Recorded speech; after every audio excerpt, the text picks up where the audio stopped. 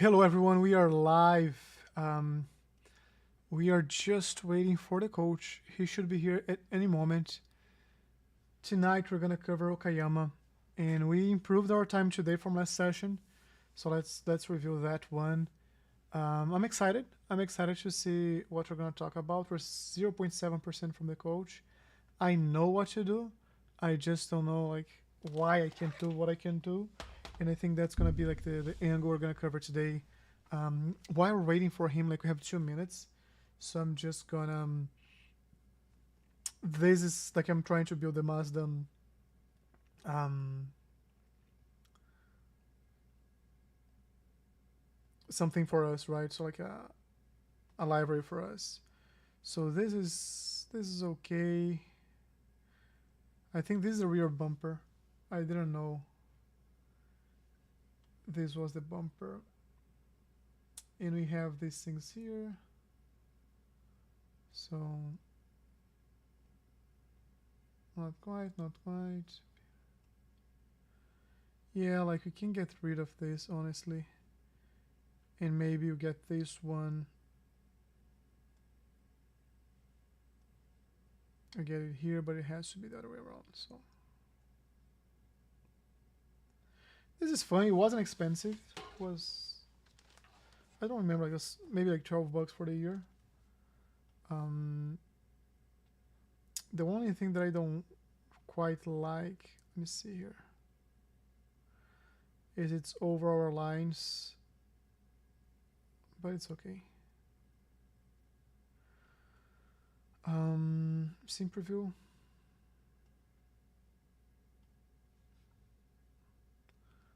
So let me update there.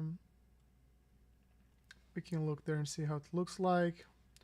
I have to change the flags as well.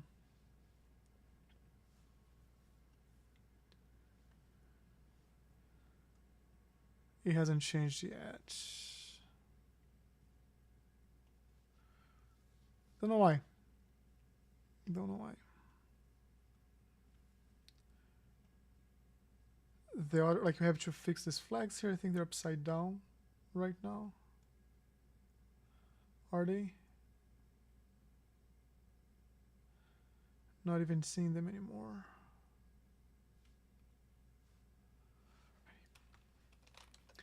Yeah, I think the coach is ready. So let's just go to that. No.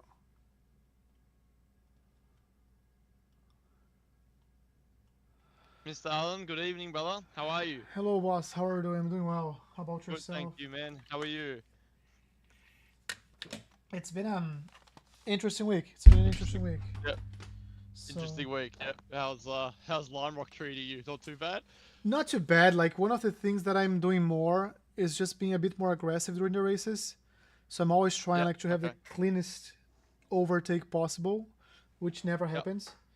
So Yep. and people just like dive crazily and I lose positions and I never gain back. So Uh this huh. week I'm not diving crazily, but I'm Yep. taking For chances. sure. I'm taking chances and Yep. it's working That's out. it. Couple podiums, Yep. no wins. Yep. Amazing. Yep. Yep. That's fantastic. Yeah, I was watching. I think it was your last race last night. I think you got to 32, 32:47. I think it was something like that in that final one. So, Yes. I I think look, I think we've talked about it a few times before, but at the end of the day, you're in that position now where you've got the guys that are definitely 100% all beneath your sort of level, and then you've got the few guys that race the cars, have been racing the cars for quite a while, and they're around that 4.5k, 5k margin almost in a way, right? And it's not, again, as we've mentioned, it's not the fact of they're quicker. It's just the fact of they've just genuinely got more experience, and that's really all it kind of comes down to. I mean, realistically, in one way or another, as you're revisiting or going to all these brand new circuits this season, the ones that you're revisiting, it's properly the first time that you're kind of actually visiting that circuit and being at a competitive level. Last time we visited there, we were still building, we were still growing, we were still developing the right sort of the right approaches and the right skill sets and procedures and all those things. We were still developing, right? But now you're not. Well, we're still developing, of course, but now you're actually putting it into practice and you're making it practical almost in a way, right? You're doing those things in the race situation. So, they've probably sat there and done it for seasons. They've probably been doing it since the BMW potentially came out, you know, but you're doing all this stuff for the first time. So when you see these guys that maybe, you know, have a little bit more pace, or they've just got a little bit of an edge, or maybe they have a little bit more understanding of, you know, maybe where to pass or where to defend, or how to, you know, how to keep their position, or how to, you know, defend properly, all these sort of little bits of information, it's because they've done it over and over again, you know, because they've done it in a long period. So yeah, no, I think, look, Lime Rock is hard, and I don't think it's it's hard, but it's not exactly even easier in this car. It's probably one of the hardest cars in my opinion to actually tackle around Lime Rock Park, because it just is so aggressive on the power. It just doesn't really want to get any drive traction out of the corners. Whereas if you're driving something like the V or the FF1600, or, you know, like even a GT car or the MX5, it feels pretty good. You know, it feels relatively pretty good. But as we know with this car, you know, you got a lot of cambered corners, a few slopey corners, uphill corners, downhill corners, you know, long-winded corners.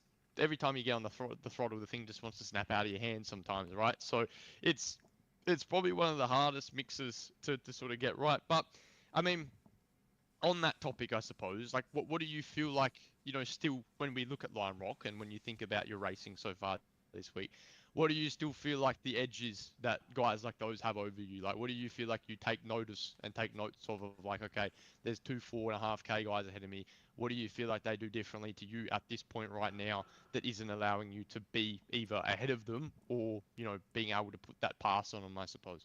Yeah, so like one of the one thing that I think it's kind of the gap that we have is Mm. consistency. Like they go Okay. there, they go in their hot laps, and they Yeah. lock like a very fast hot lap, which is Yeah. likely close to their optimal lap, and then they go to the Yeah. race and they're like very consistent in the race.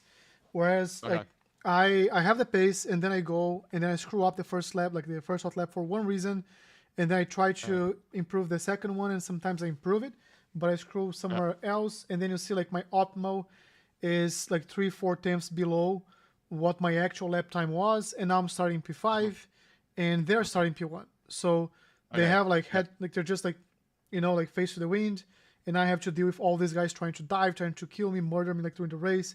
And then when I Yeah. Yeah. get like to the front of the pack, they are You're already gone. out. And yesterday, like you Yeah. watched the Okay. race yesterday, in the Mm. beginning, like the first 2 or 3 laps, those guys were better than I, like no questions, right? Yeah. I've raced both of them, and they're just better than I am. And I was Okay. able to keep Sure. up the pace with them like for two Yeah. laps. And Yeah. then I made a silly mistake, and then they moved away like a little bit. You know, like they were Yep. moving away from me, not because they got faster. It was like me making silly mistakes here and there and losing the pace, and then I had to defend. So like then I was far away from them. But if I was Okay. consistent, I would be able to keep up like with them the entire race, which I don't think is a bad thing. Like, I Okay. think consistency is gonna come also No. like from practice. Yeah. Yeah. So it doesn't Absolutely. feel bad. It doesn't feel Absolutely. bad. No, no, that's good.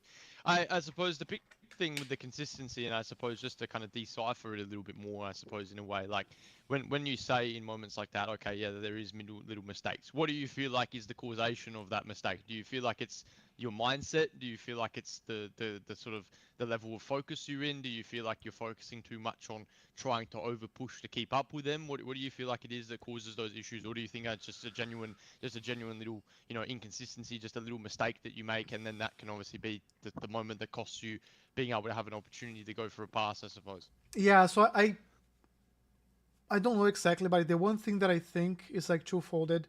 I think the number one's mentality. Like I'm pushing Yeah. myself mentally to be consistent, and I think Okay. that generates tension in my body. So whenever I make a Yes. mistake, Yes. I realize like how hard I'm gripping the wheel, like how my Yeah. my Yeah. shoulders are locked, and then I try to Yeah. relax. Okay. But Yes. it's only like an afterthought. You know, like when it Yes. happens, I was like, relax, relax, relax. But Yes. I Yes. I have to like relax before it happens so I can be consistent. I think. Yeah. Yeah. No, for sure. And yeah, you know, it's you know, the mindset and I guess the relaxation behind everything we do is in my opinion probably one of the most important things to be able to do. I mean, as I always say, you know how it feels to be, you know, strapped into a race car and, you know, have, you know, your 3 4 point harness belts all strapped up to you, and you got a harness device on, and you got all these things going on, and you know you kind of it's it's definitely easy to become tied up in a car, but I think the biggest thing is you have so much going on that you kind of actually forget about it almost in a way. The problem is in the sim is that yeah, realistically you don't get those same feelings. You don't have vibrations, you don't have that kind of that crazy. You can still get adrenaline in the sim, but you don't have that crazy amount of adrenaline that you get from a real life car, for example. And I think the biggest thing is that it's so easy to get yourself uptight and to get locked up and to just feel like you lose that just natural free flowing feeling that you kind of have through your hands, through your body, and you just feel nice and relaxed. Like I know for me, at this point now, whenever I go and do a race, for example, maybe okay, the start, always the start, maybe I'm a little bit more uptight, a little bit more, tense, but once I get through that first corner, I just go into full relax mode. Like, if I'm in the pack or if I'm up behind another car or I'm by myself, I'm just not really even thinking about what's going on anymore. I'm just like, my eyes are looking, my hands are doing, and if you ask me, hey, what texture and what color is that tree on the right hand side of the track, I'd be able to give you that answer. I just try to keep my mind as free of kind of thought as almost possible. And it's always quite hard because I actually did an MX5 race the other day at Summit Point, and it was like a 4.5K off, and me and my buddy were doing it, but you know there was a bunch of guys in there that have been doing them, all week, and a few guys that were friends in there, and they're all working together, and they're all backing up the car on the apexes, and they're waiting up for their mates because they qualified down the back and all this sort of stuff, and it's very easy to get frustrated, very easy to get aggravated in those moments like that. But if you just keep your head cool, keep yourself calm, and just relax, it ends up being up okay, and it did. I ended up getting past. They weren't able to do anything. Then I blocked the position, and ended up winning the race. But if I panicked, if I stressed, it probably would have ended up in a very different situation. I probably would have taken someone out. Then I probably would have gotten taken out, and then something else would have happened, and then it just all would have spiraled from there almost in a way. But I think the big thing with BMWs is that I don't think you get those type of people in those races, which is nice. I think in all honesty, maybe at particular times of the days, but I don't think those cars really race in that sort of way in the same way a Mazda does. It's quite hard to feel like you can back it up on an apex on this car, or feel like you can send it from a mile back in this car. Like you've got to be quite realistic with what you can do in the BMW, which makes the racing a little bit more relaxed. Like, of course, you still have your moments with particular guys, but I think the racing is a little bit more respectful in ways. It's not always that case, but in most of the case, it's definitely pretty good. So I think from a driving perspective, realistically, there's no means, and again, it's always easier said than done, but there's no means for you to really feel like you're stressing or overthinking situations. Just you've got the speed, you can drive, you've got the pace. At the end of the day, just do what you can to your absolute best of your ability. And if you can go out there and say, what, I did my best lap possible there. Let me just go and do the race. Let me see what happens. Just stay relaxed, stay cool, stay calm, stay collected. And if you can do that, then that's all you can really ask for. So it's something that as you keep improving week on week, you'll keep getting better, and as you keep going along, you'll keep on finding that gap, and keep on getting a little bit closer. So, yeah, look, keep working away there at Lime Rock. I think I think you'll be able to get a pretty decent amount of iRating this week from that circuit. I mean, realistically, if it's not having those 4K guys in your race, then you'll pretty much will be winning the race basically in a sense. So it's just those very select few people at this point now that, like I said, have been doing the car for maybe a little bit longer of a period that probably have that little bit of an edge. But again, this is your first cycle, I guess, this season of going through all of these tracks. And, again, as you progress upwards into different categories as well, it's going to be the same case scenario, which obviously then, it becomes a different story altogether with a different car and a different experience and all that sort of stuff. But again, it's the same process, practicing, understanding, adapting, applying, and it just becomes the same process in whatever car you do in one way or another. But I guess moving over to Okayama, obviously heard you said last night that maybe you were feeling like you're having just a little bit of maybe a hard time with this track this season so far, just maybe feeling like you could, maybe that pace is there, but maybe feeling that consistency maybe isn't there for you. Would that be fair to say? I mean, what's your thoughts with it? Wakayama. So I had a practice session before the stream, like before the Yes, session yes, today. So yeah, and went through like the telemetry to see like what we're doing differently, because it like the track yeah, conditions changed from last time. So I like to yes, problem solve yes, myself. I just wasn't able to problem solve yesterday like yes, as much as I yeah, wanted. The one yeah, thing that I noticed, and I think like we are in a good position because we have less unknowns that we had before, Yes. right? Yes. Yes. But I feel like Okayama is the track so Yeah. far that you need like the car rotating left and right. Like you need the car Yes. Correct. almost sliding every single corner, because Absolutely. when you're just using the front grip like to go around the corner, you are like two three Yeah. tenths slower. Yes. Correct. So today I was kind of like putting that in practice, and I Yeah. was able to improve a lot and like not only improve my lap time, but also Yeah. have a few laps close to each other, like a good consistency around like my best lap time. But it's Understood. also like a long track, which means you have Yes. like 5 sectors and you do like super well 1 and 2 and 3, and then you make a silly mistake or just like it's. I think it's natural to not be like Yes. super consistent everywhere unless like you're super high level.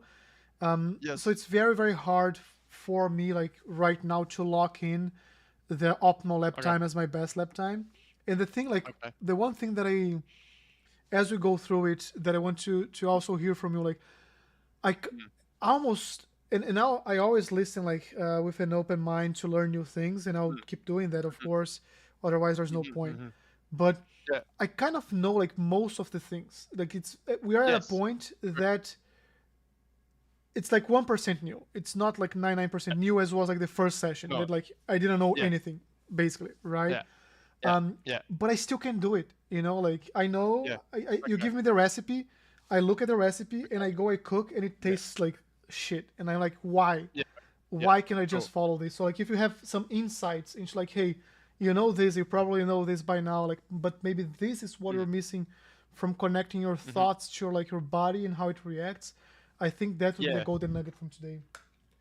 Yeah, no, it's definitely an interesting situation. And look, I think the biggest thing, Alan, is that like, the problem is that the way that iRacing's system works in terms of the way the whole schedule works, it's very like sharpshooter. It's very like very quick to the point.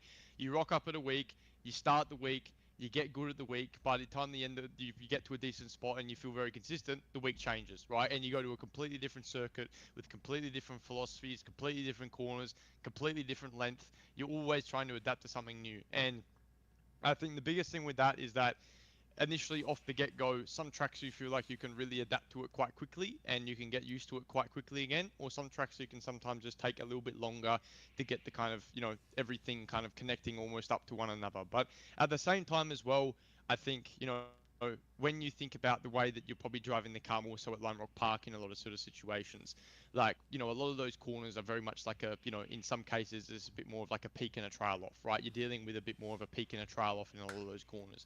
Now, when I was looking at your lap last night, just before I hopped off the bed, which was your session from yesterday, which I think we were about either just under a second or just in line with pretty much a second off of each other at that point, I think the one big thing that I was probably noticing at a lot of the corners was that we were doing things in the right way, but you were probably taking more of that little bit of an approach where, you were kind of applying ideas from Lime Rock Park to some of the corners here in a way where you were maybe peaking up a little bit more aggressively initially, which was then forcing you to then trail off a little bit earlier again, right?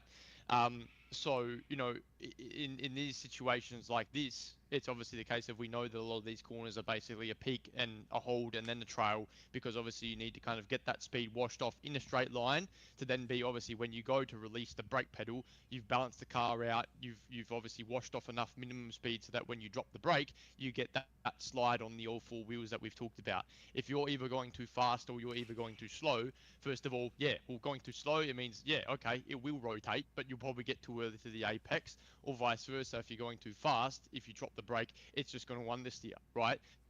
So it's that middle margin, that fine-tuned middle point that we're always continuously trying to look for, that is that little bit of a difference where we're looking for it sometimes. And do you feel like that can sometimes be something like where you go, from example, driving, like 2 or 3 hours straight of doing Lime Rock, races, for example, and then you try to go do a few laps at Okayama, you kind of have to like really readjust and say, okay, well, I need to remember this corner requires this or this corner requires that. Do you feel like that's can be maybe something that could be just something we continuously need to build on a little bit in a way? Yeah, and I also think like one of the things I have to remember, like, or to remind myself that some tracks they have most like corners are lighter on the brakes, or they're like pick and Yes, hold. yes, And I think like Yeah. that's Okayama's case. So when I saw like with the Yes. first pass, Yes. that's the one that you saw yesterday.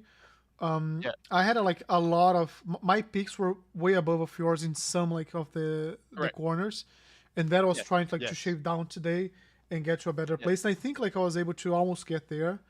Yes. But Yes. that's kind of the Sure. mindset. Like sometimes you're in a track that are like picking harder in most corners, Yeah. and just carry that Yeah. to the next one, and that's the hard part. Yeah, yeah, no, for sure, and that's really the biggest thing, right? So, I guess when you sit there and say, okay, well, like you understand, right? You kind of as you mentioned, we've been through those areas where we're searching for the low hanging fruits, right? We've kind of got those ones already. We've picked that off, and you're getting those right things, exactly where they need to be. That's why your I rating is where it is now, right? Your skill level is improving as you grow. It's because you're understanding the key core concepts. Now, in racing, there's always going to be differences, right? Big or small, there's always going to be time difference. No time can ever be there or thereabouts, basically identical. Yeah, I mean, obviously to an extent they definitely can be, but almost it's a chance of luck if you get a lap time that's 0.000 in comparison to one another. You could be doing something completely different and still get the time exactly to nearly one another, but there's always going to be some sort of gain versus loss in some sort of area. So realistically, when you look at every single corner here, you can see the majority of the case, it's basically there or thereabouts, half a tenth of a second everywhere.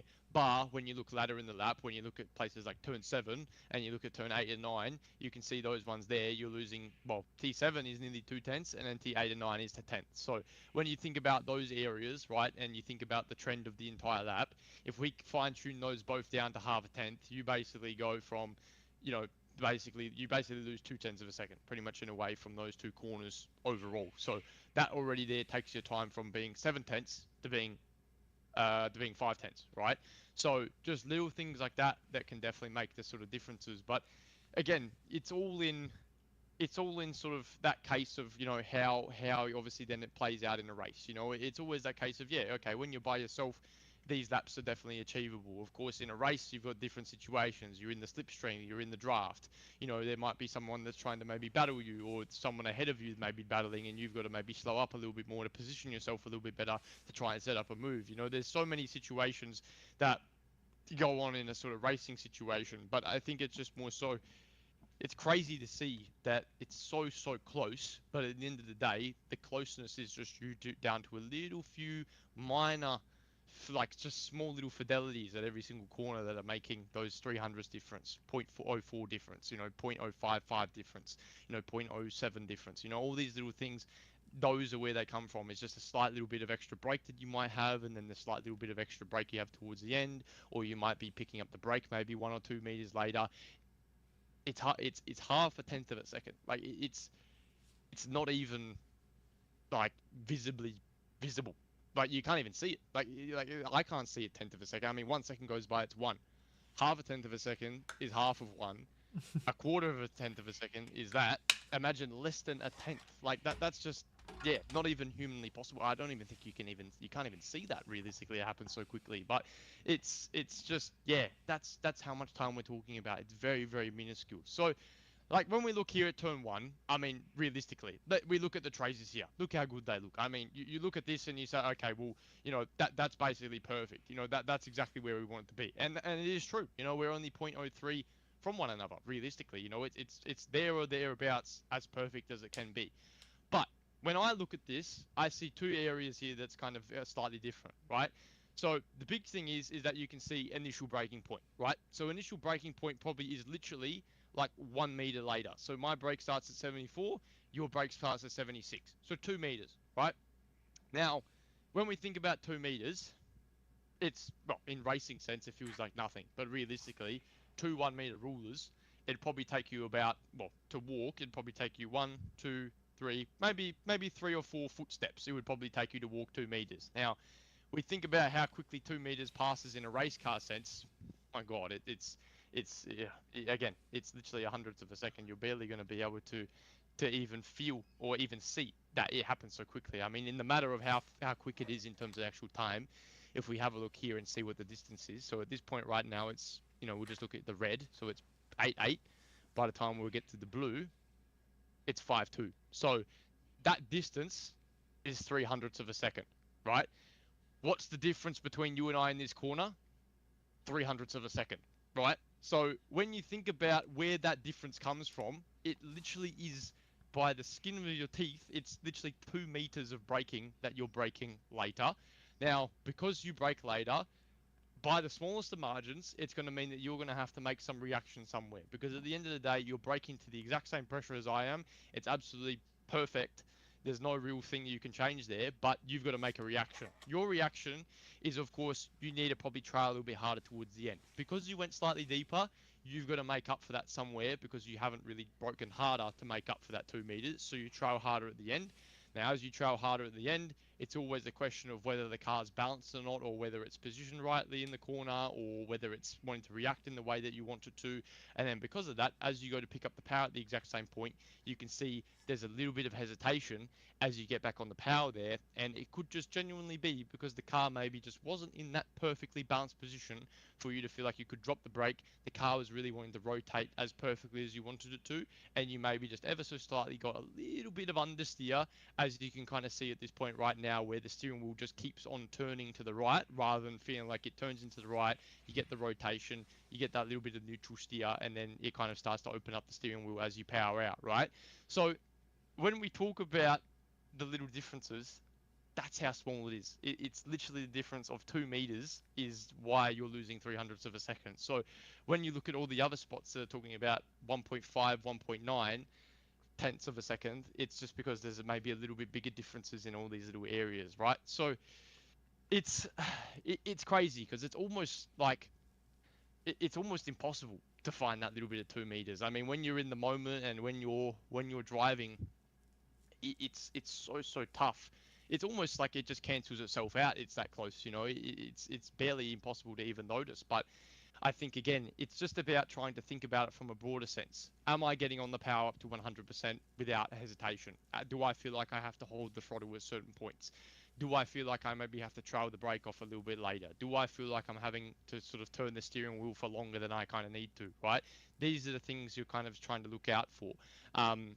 And I know that obviously that's a big part of obviously all your practice. I think you're mainly looking out for those things. But even on laps like this, for example, do you still take note that there's little moments like this are still happening? Like you still feel like, there's still just a little bit of time that you have to take to get the full throttle. You can't just get to 100% as quickly as you want to, or little moments like that. Do you feel like they still, that you still think of those in that kind of case? Yeah, like those are things I notice like immediately now.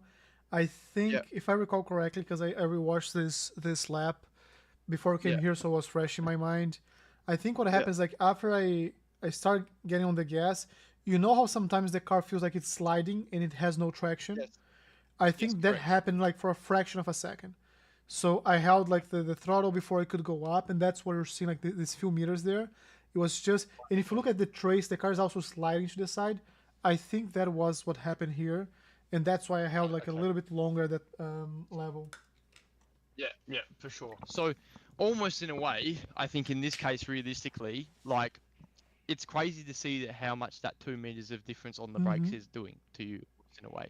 Um, again, I think the braking in this car isn't exactly as efficient as what you'll probably find in the future to other cars we'll go to. Like you'll definitely find like doing the same way of driving, but instead driving like a GT4 or a GT3, or any of those kind of cars like that, the braking works so much more efficiently, right? And those differences of like 2 meters, you don't exactly notice that difference as much in those cars. It kind of cancels itself out in those vehicles. But in these ones, where we know how sensitive the brakes are, but we know how almost shit the braking capability is in this car, like you feel like you brake, slightly deeper or slightly earlier, and it makes that difference. That's kind of what's going on here in a way. That's that little bit of extra speed or a little bit extra kind of braking that you don't have in comparison to me at the initial part of the braking zone is just probably meaning that in some case it's just not really allowing the car to rotate as well as it wants to, and it just kind of is creating some sort of imbalance,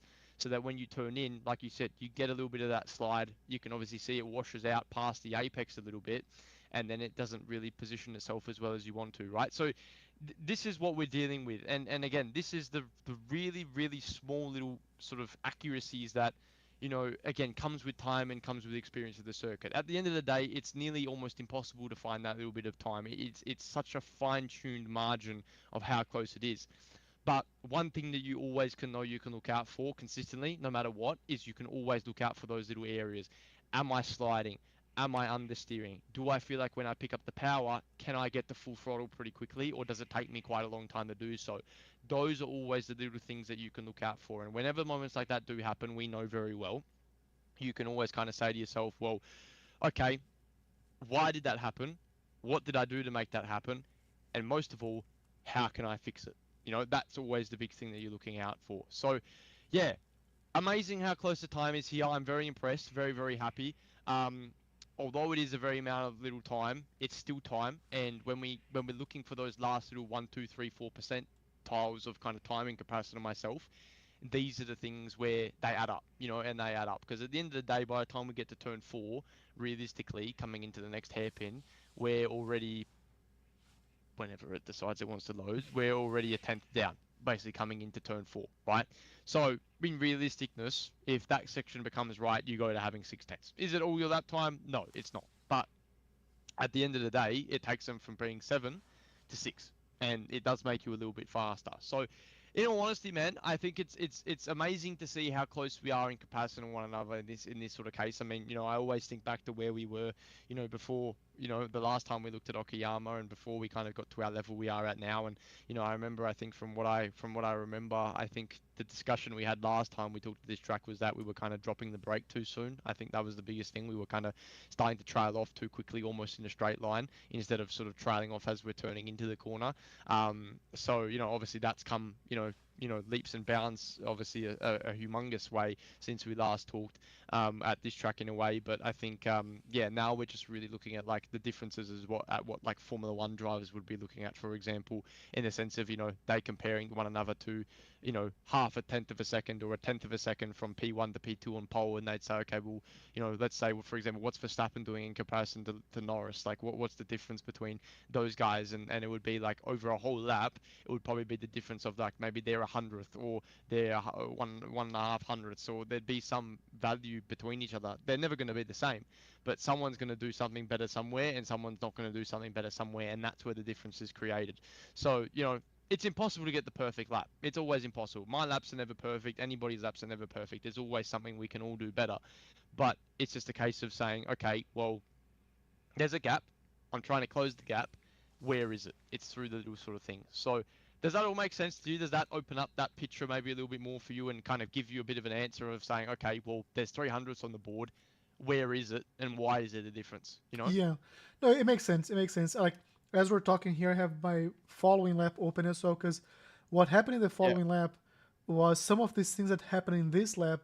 I kind of like problem solving the next one. I won't say like the 2 meters because that wasn't the focus. The focus was more like this the rotation of the car and not sure. sliding. And I was Yeah, looking here like all the way through the end of the back straight.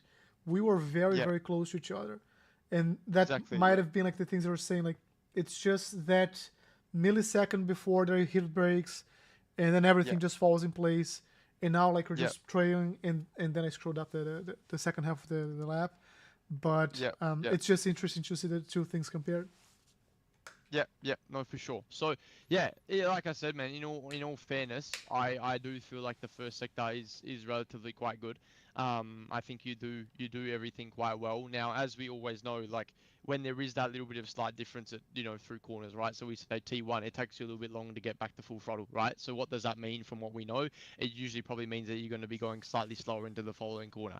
What does that then mean? It means that you don't need to use as much brake pressure, right? So you can do the same, you start the same sequence, the same instance of braking, but you don't need to do it as hard, which is exactly what you did, right? Coming into here, my peak pressure was 25, your peak pressure was 21, right? So you're just driving to what the car's feeling, which is a very important thing. You're reacting to whatever the car's giving you feedback from, which is just showing that you're allowing yourself to adapt to whatever the car is feeling, which is completely okay, right? Now, this corner here, we know from last season that it's very hard to get back to full throttle very quickly here. It's always going to be a very long trail up to full throttle. It's never going to be quick. So, don't expect to feel like you can get back to full throttle here. If you do get back to full throttle very early here, you probably overslowed the car, or you're probably going to be expecting to drive the thing into the sandbox on the outside of the track because you'll be understeering, right? So I think this is one of those corners where it's very, very valuable to be able to carry the throttle for a long sort of period of time. But again, as well, right? When we look at, well, where is half a tenth? Unfortunately, because of the way T1 has been done, naturally, of course, you're going to be coming into here slower. There's nothing you can really do about it, right? So you're just trying to drive it to what you're feeling, and you're doing that very well. But unfortunately, due to T1, it's just going to be natural time loss, right? And that's what we always have talked about. Like, it's just this domino effect that almost gets put in place of no matter how good you are as a driver, if that T1 is just slightly off where you usually need it to be or where you want it to be, every corner following that is going to be ever so slightly hampered in one way or another, and you're not going to be able to maximize it in the best way possible.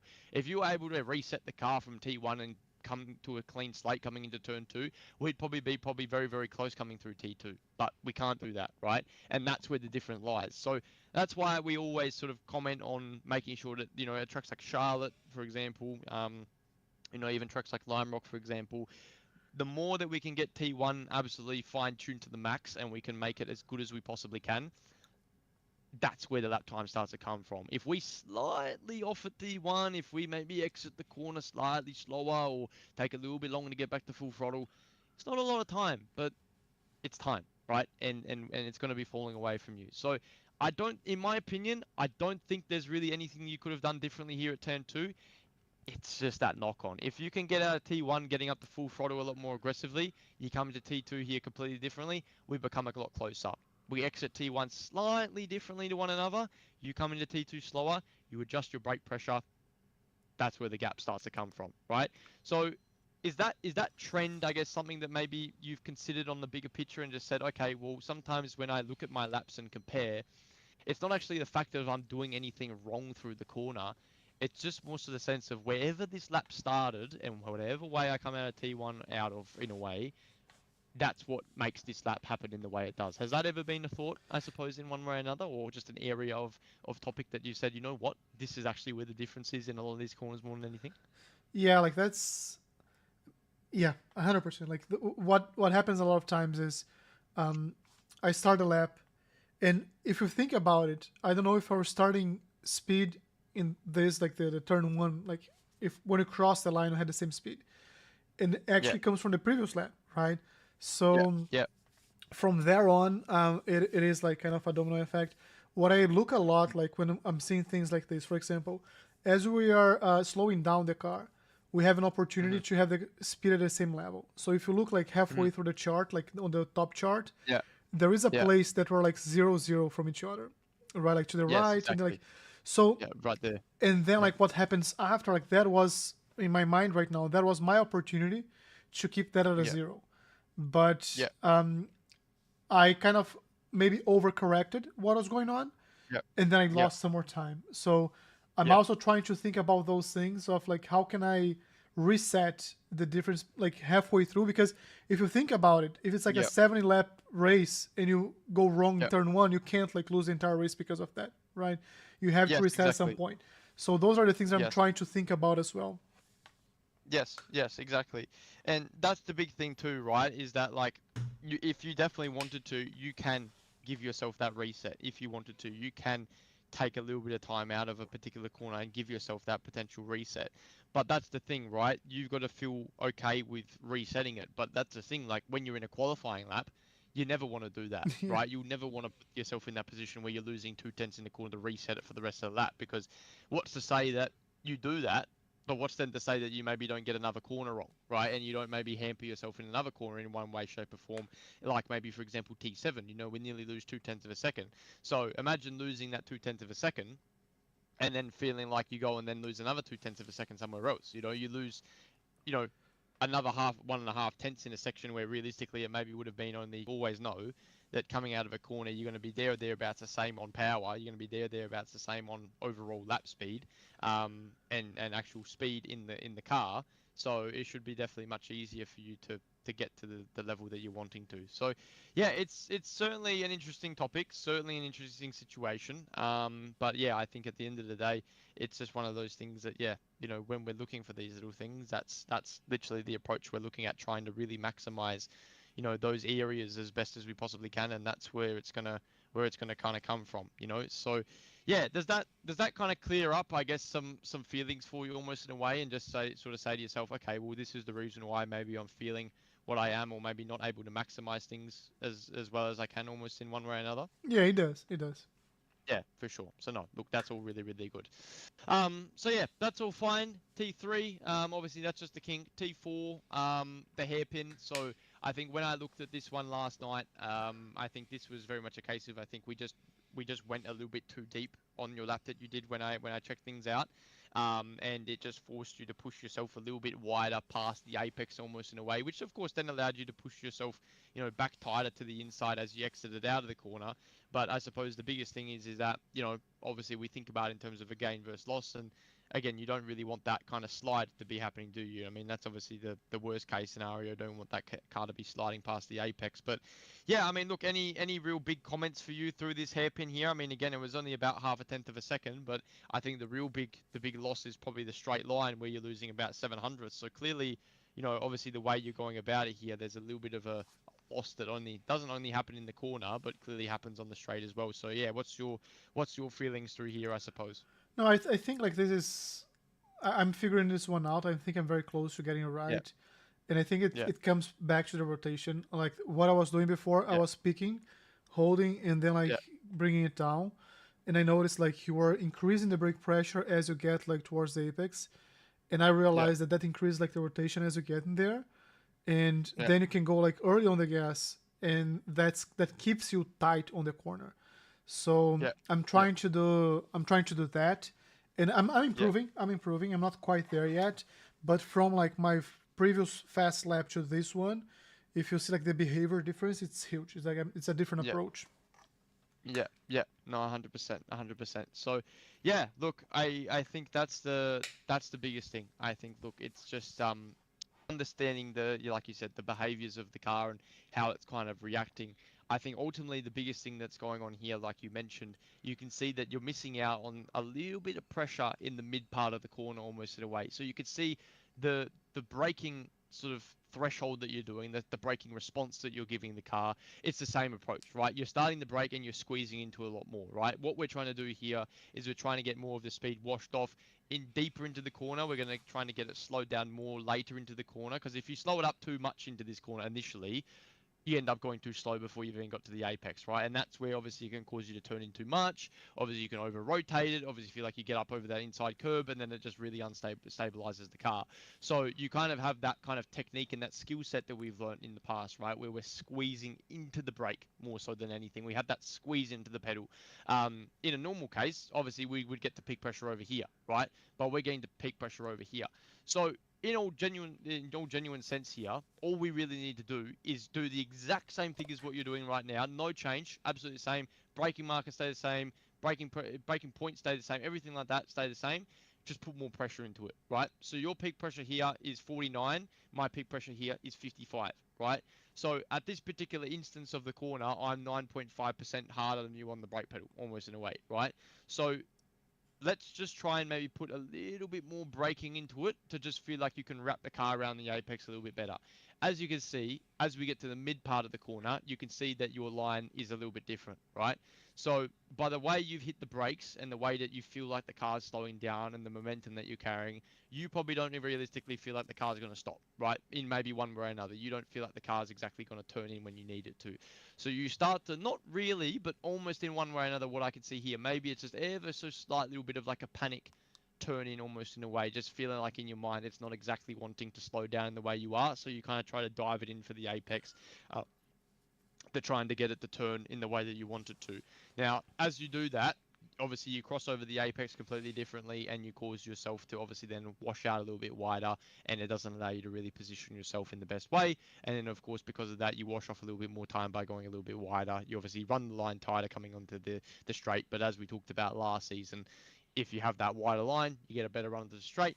If you have that tighter line, you get a bex out coming onto the straight, but then you're slower on the main straight, and that's pretty much the big thing. So I think just try and put more pressure in, turn in a little bit later, and try and mainly allow yourself to end up out wider coming on the exit of the corner, and just allow yourself to get that momentum and that run coming onto the straight, rather than feeling like you're cutting it super tight coming onto the straight and then losing that momentum going down that straight line, right? So I think the good thing is that the way you're going about it is quite consistent.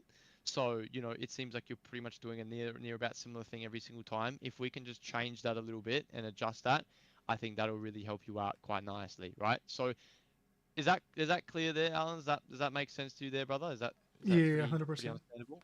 Yeah. Okay. Perfect. Um. So yeah, in all fairness,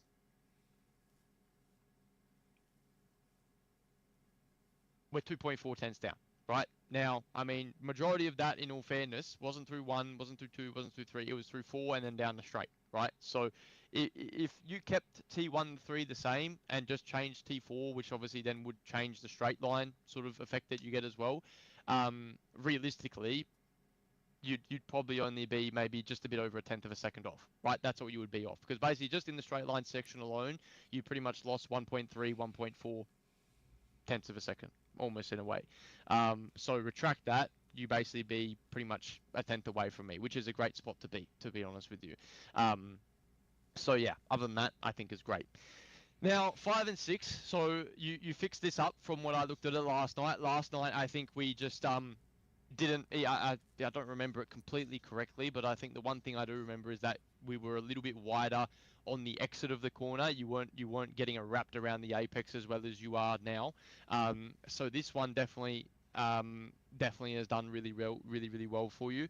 Now, I suppose the only difference that you can kind of see as well in your manner is that yeah, you kind of picked up the brake slightly earlier, which of course then probably allowed you to kind of try it off a little bit earlier. Now, we've got to kind of think about this in a way of, okay, well, realistically, if we're picking up the brake earlier, right? If we're starting our braking zone earlier, usually that tends to mean that we start the throttle phase earlier, right? It usually means that we pick up the throttle a little bit earlier too. But in the way that we've done the braking, it's actually probably made you pick up the power a little bit later, almost in a way. Now, in saying that, you were able to get the full throttle a lot quicker than I am, which is obviously a really good thing. That's obviously going to help you out quite nicely in the sense of, everything in a way.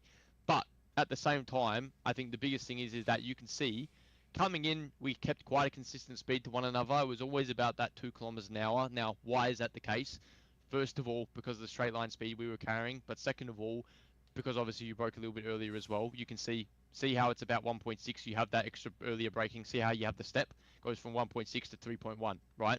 So by braking earlier, you wash off more speed.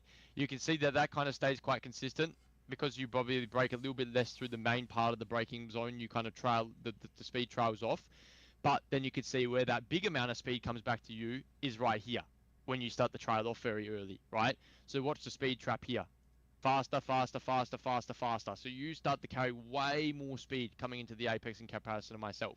Now, as you can see, you have a little bit of a reaction towards the back end of the braking zone just to allow the car to wrap the thing around the apex to then actually be able to get back on the power. But the problem is, for you to get that result, you've obviously got to wash off a lot of speed. So by the time you pick up the power again, you're 4 kilometers an hour slower, right? So what's almost happening is that you brake earlier, which is okay. You hold the pressure a bit softer in the middle, which is okay. If you continued to hold the trail brake at the back end here instead of trailing off very early, we would have been okay, right? We would have ended up at the same spot. But it's that drop of the brake that started to happen a little bit earlier, just in that sense of you probably felt like the car was maybe slowed down enough or you were at the right point where you could get that rotation to happen. You did it then, but then obviously the thing is that in the latter part of the braking zone, as you got to about this area right here, right, you realize that you needed a little bit more. And then you held that pressure on for a little bit deeper, which then obviously, of course, pushed your on throttle point back, right? So it makes it very important in sections like this, especially when maybe you're in the slipstream, to really hold on to that back end pressure and really make sure that no matter what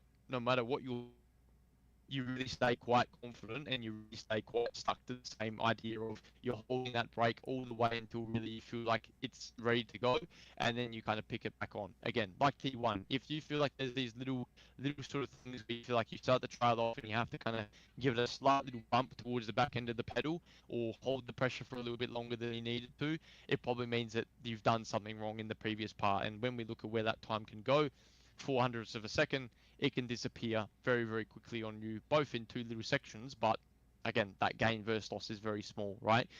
So you're starting to see those little differences that are going on, and when we're looking for those little fine-tuned areas, this is the stuff we're looking for at the end of the day. This is where the difference is between being, at the front every single time and being sometimes those couple tenths off the 4.5K guys, and that's the difference, right? It's just about getting these little minor things right when they matter.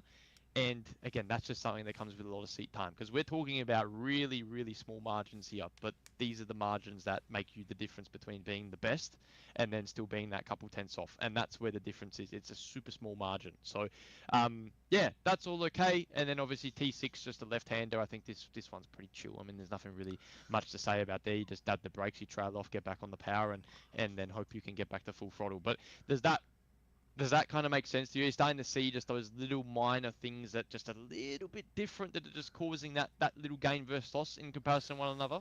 Yeah, it does. Like there are two things that I want to ask you here. The first one, Yeah, like I'm please. seeing you went to second gear.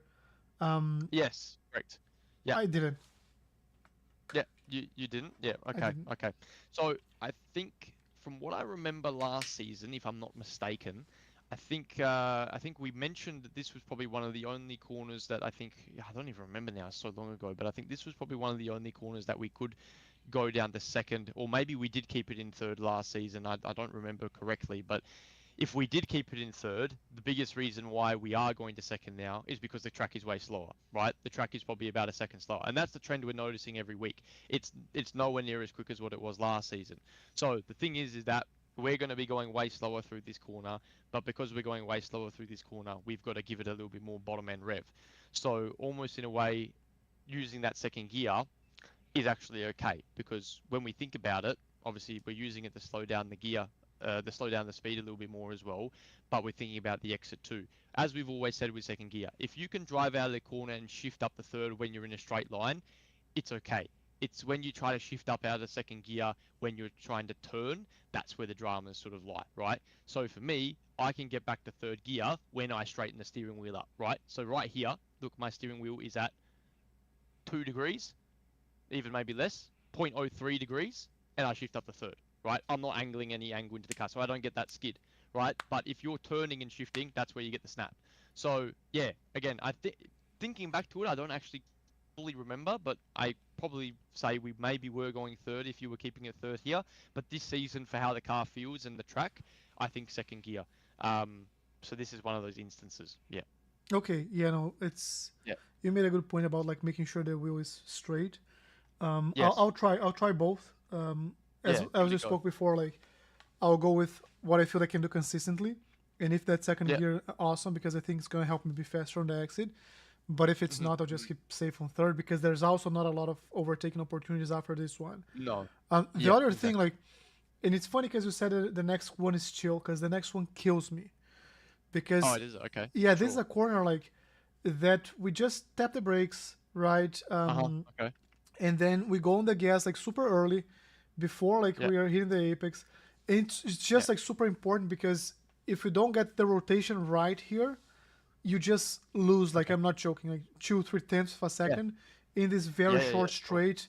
And then you also don't set up the car well for turn 7, and turn 7 Yeah. is one that I'm losing a lot of time. Like I'm trying to Okay. improve. Yeah. You brake later than I do, and I'm barely being able to hold the car and go around that corner, braking as late as I am. Okay. So I think like Yeah. Okay. building up from turn 6 to 7 and then to Hmm. 8 9, I think those are the things that we can maybe cover in the remainder of the time, because I think Yeah. this like that's where I'm struggling a lot right now. Okay. Okay. Sure. So yeah, look, I think coming into six here, I think the big thing that you noticed is that okay, naturally, yeah, you are braking later, right? Now we got to sort of question to ourselves, well, why are you braking later, right? It's a very much the same situation of what we talked about all the way back at turn one. What's going on? You're coming into the corner slower. What does that mean? You want to brake later, right? This is what's kind of going on for you now. So you brake a little bit later, you brake a little bit harder. What does that then mean? Wash off more speed. What does it mean when you wash off more speed? You want to pick up the power earlier, right? When you pick up the power earlier, you can see there on the right hand side, just over here, have a look at the way that you're trying to get back on the power. You kind of like step up and then hold, and then step up and then hold, and then go up to 100%, and then you're there. But the problem is that why, because the reason why you're doing that is because you probably don't feel confident in the way that the car's feeling or the way the car's bounced, probably because you actually overslowed it. Now, the way that this corner is, you kind of have that little bit of like a staircase drop off almost in a way, like you feel like you turn in and the track like drops almost in a way. So if you actually feel like coming through here, you're not actually going fast enough in one way or another, it's actually very easy for you to feel like the car doesn't actually treat you very nicely. You actually feel like the car becomes more unstable the slower you go. The more speed you carry through here, the more stabilized and the more balanced it actually feels. So if you slow the car down too much here, you might hop the curb on the inside, which by the way, the curb on the inside of turn 6 is very, very aggressive. It's a very big curb. Um, so if you hit that thing, it's just going to completely unstabilize the car. So you kind of just want to get like to the edge of it almost in a way. But again, if you slow the car down too much, if you over rotate it, it's probably very easy for you to get very, very close to that inside curb and potentially unstabilize the car.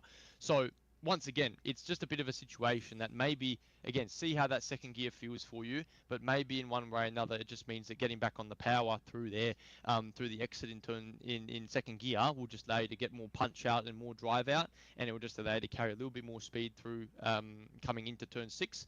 You can then obviously feel like you're carrying in more speed, so you can brake a bit earlier, naturally then brake a bit softer, carry the speed in a little bit better, and then as you get back on the power, it can just feel like a nice sort of smooth transition from 0 up to 100% quite quickly, and you can get back to full throttle, right? So do you feel like on power through 6 here is a bit hesitant for you? Do you feel like it's quite difficult for you to maximize that, I suppose? Yeah, like as I said, I haven't been consistent on that corner. I'm still trying to find. Okay. But you just said one thing that I was trying to cut it off a lot, and maybe I'm hitting Yeah. that curb too aggressively. Okay. So I'll Yeah. try to be like Yeah. as close as possible without hitting it, and I'll see like what Yeah. effect that has. Maybe like this more speed is gonna come from there. Yeah. So I'll think Yeah. I'll try to do that. Yeah, yeah, no, 100%, 100%. So yeah, give that a try, and I think that'll help you out. But again, it all relates back to that turn 1, isn't it? It's all the same stuff. Like we're always talking about, it's that gain versus loss. You're coming in slower, I'm coming in faster. I'm coming in slower, you're going in faster. It's all those little differences that change braking markers, change braking pressures, change how hard, how early you get off, how quickly you get on the throttle, all the things like that that make the real big differences, right? And that's what matters the most. Now, 7. So yeah, like you said, so in this particular instance, you can see that yeah, I do brake slightly deeper, right? Now, the interesting thing with what's going on in terms of the actual braking for you here, you do start braking earlier, but you have more of like a slope into the brake pedal rather than a linear push into the pedal, almost in a way, right? And I understand probably why you're maybe going about it in that way, because I think the biggest thing is that, it does feel like a little bit like some of the previous corners on this track. It does maybe feel like when you get into the brake, you want to get the speed washed off a little bit in the latter part of the corner rather than right in the beginning. But actually, in all honesty, what you want to happen here is you want to get bulk of your speed washed off right in the beginning of the braking zone.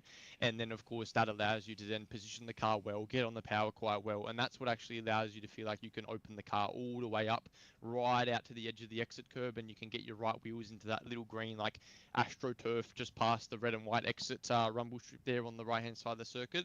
That's what allows you to get out there, feeling like you can get on the brake quite aggressively initially, trail off quite quickly, power on quite early, and naturally just let the car float out to the outside of the track.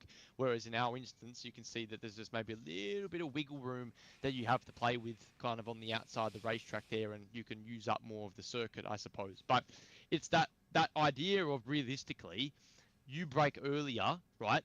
But you get to your peak later than me. That's the thing to understand here, is that the time we're taking the slope up the pedal is just a little bit too long for the type of corner that we're dealing with. We need a more like aggressively linear brake coming into turn 7 so that we can get the speed washed off more aggressively at the start, which then obviously allows us to hold the pressure a little bit better, and then we can trail off a little bit more aggressively coming off the brakes and getting back on the power, right? So is that maybe something you feel that like maybe your approach is here, you're trying to maybe squeeze into the pedal a little bit more and then get to the peak, or is it just mainly something that maybe you haven't really thought about, just a natural instinct that's kind of making you attack this corner in this way, I suppose? Um,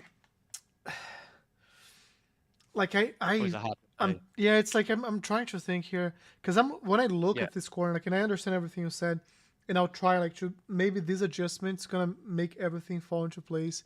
But when I yeah, look the top, like the speed thing. At some point, we're like 9 kilometers an hour, like faster than I Yeah. am.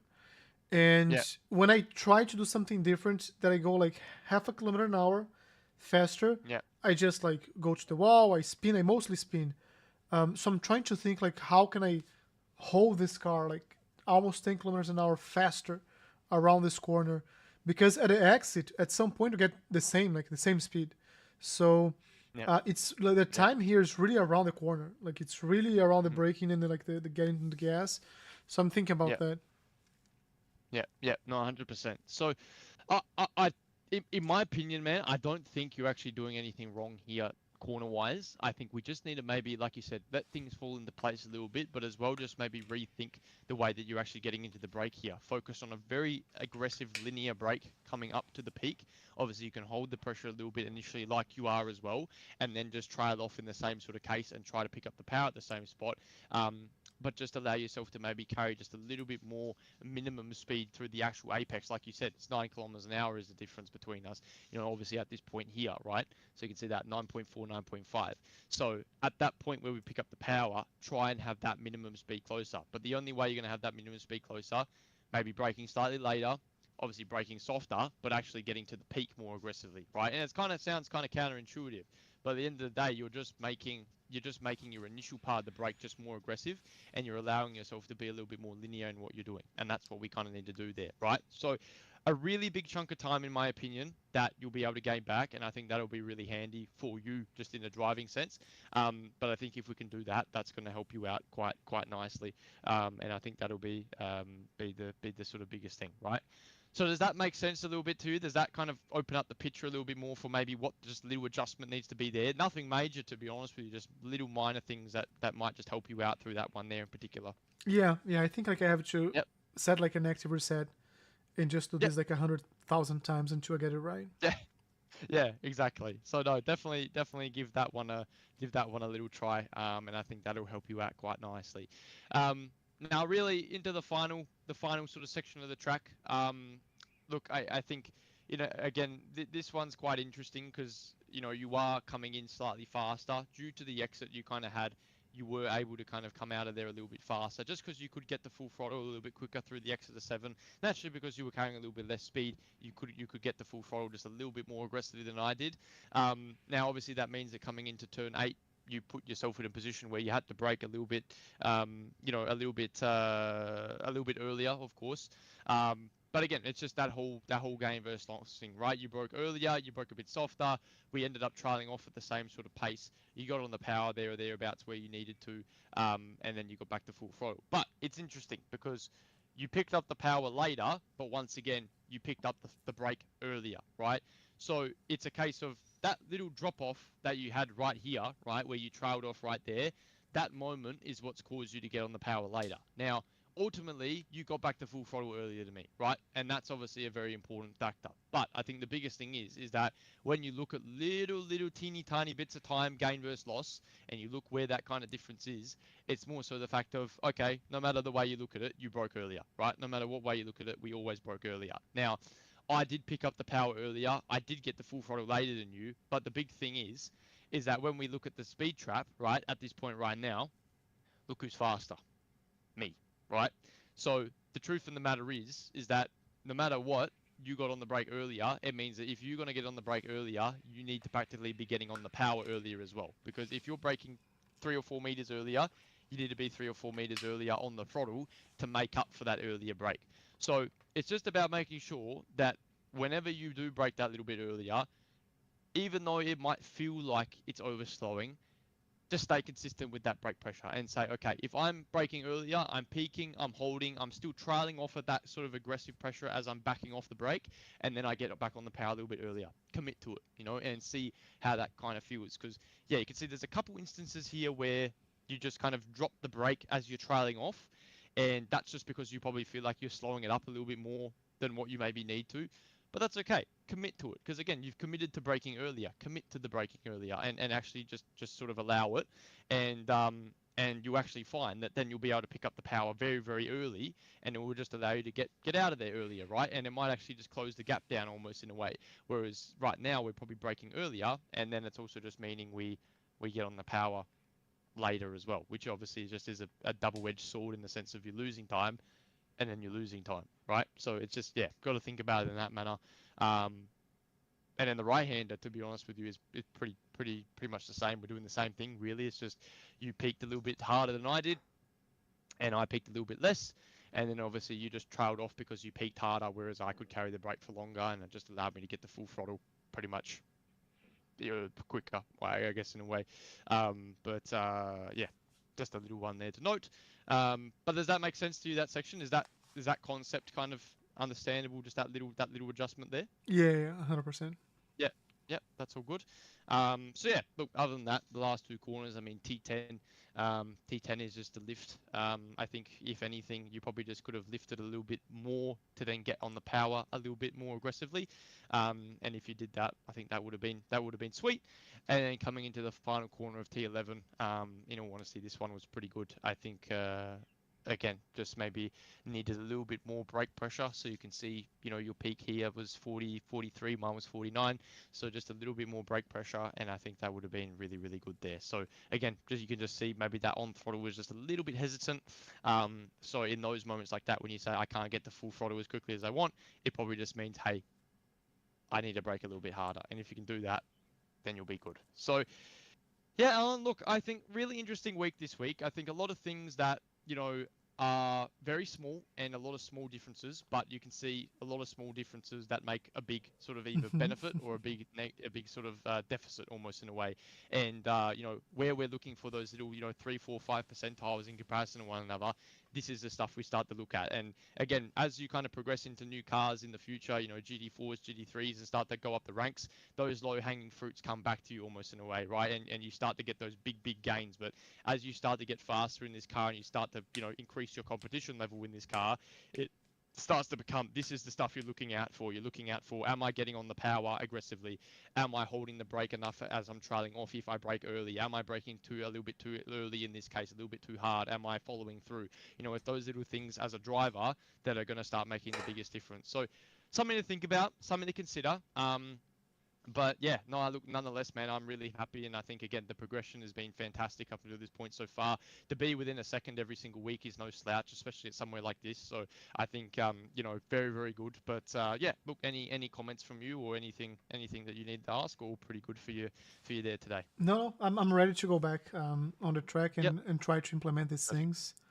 Yep. Let's see. Awesome. I usually think I can shave more time after the session, and I have not been able to be faster after, but at least I'm getting more consistent, which is also the important thing. So Yep, no, that's it. And look, it's all going to take some time. And I think, again, we've got to always think about how many laps, well, I've done around these circuits in this car, and how many laps other drivers have also done that you're racing against that have done the laps around this circuit in this car. So you got to put that comparison of experience levels in comparison to you to someone else and say, you know what, for how many laps I've done, for how much I've done this stuff, I'm actually doing pretty good. So yeah, no, doing really well, man. So let's keep up the good work. And as always, any questions, you let me know.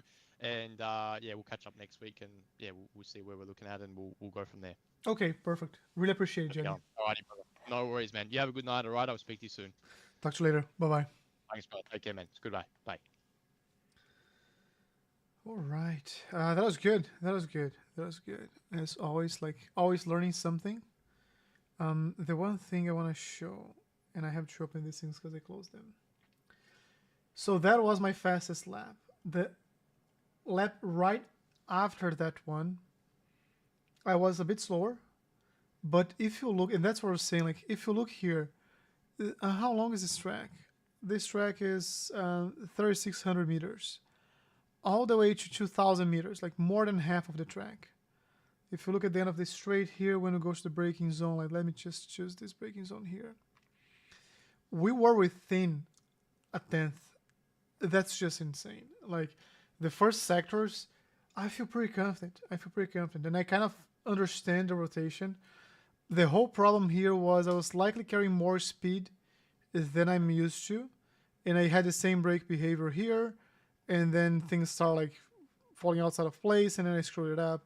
I really lost all the time between this corner here and then the majority, the half a second So if you look here, it was this sector here cost me half a second. That was it. That was it. Then after that, had another corner here, and it's just like carrying more speed throughout everything else. But I'm very proud. I'm very proud of where we are at right now. Here, because of the different braking behaviors, I was even like slightly ahead, but like that's the we have to be cautious because that's the fast in, slow out that happens. But if you look right at where we hit the brakes, which was exactly the same spot, we were within a tenth, and that's if I could have cared like just double this time difference, it'll be perfect. It'll be perfect. And if you look at the behavior here, it's not that different, but like more braking pressure here. We covered that. Hit the brakes earlier here, and things fall out of place. This one's pretty good.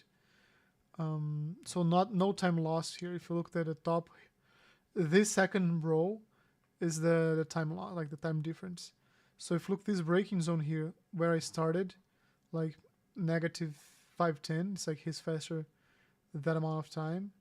And then here, where we finished the braking, let's see like the 100% gas.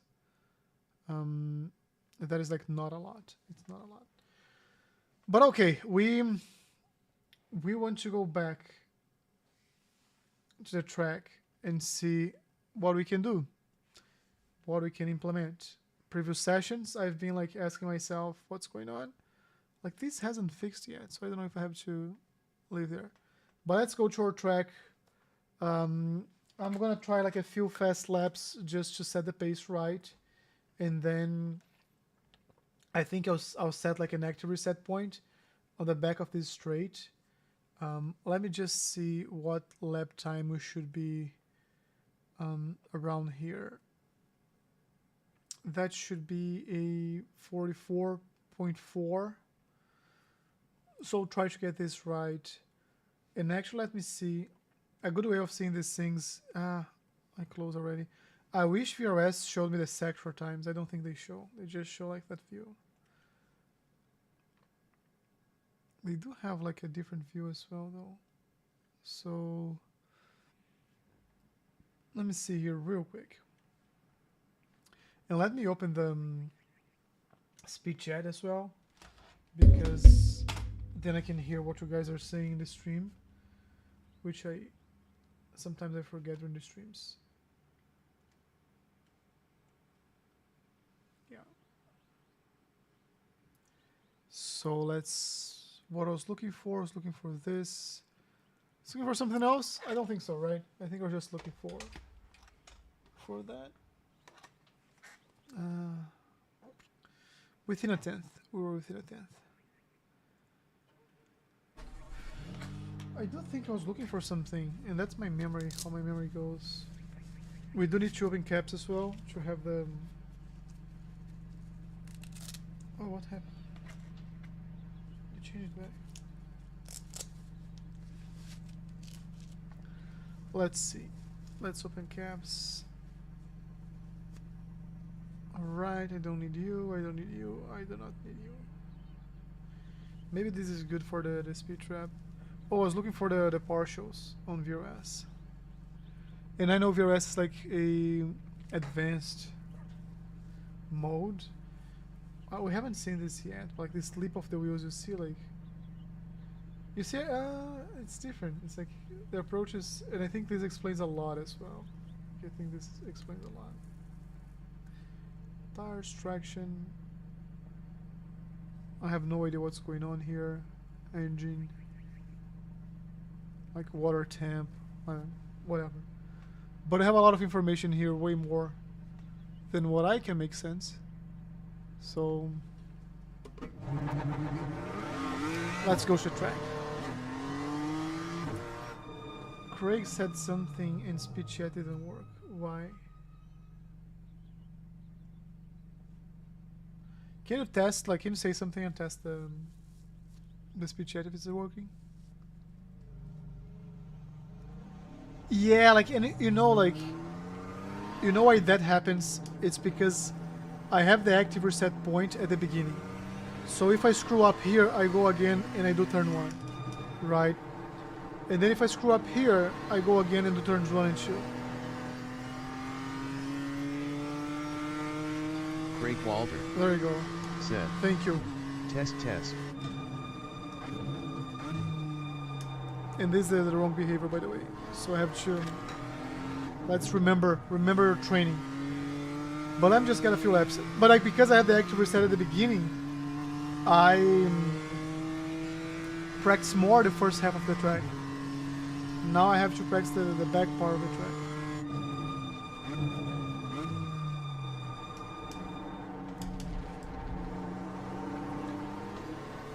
Second gear next time.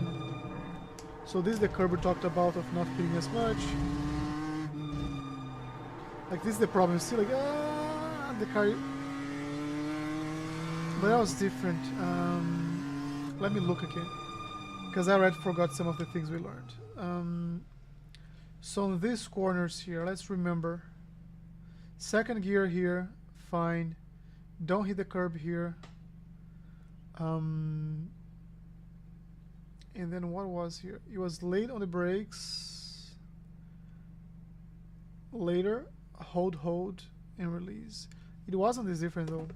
It's like it's tiny differences. Said, I managed a 58.5 tonight. Thanks for the tips. Did it help? I was gonna ask you. Like I didn't want to overstep the boundaries. And I by no means feel qualified to give tips to anyone. But I'm glad it helped. Or I hope it helped.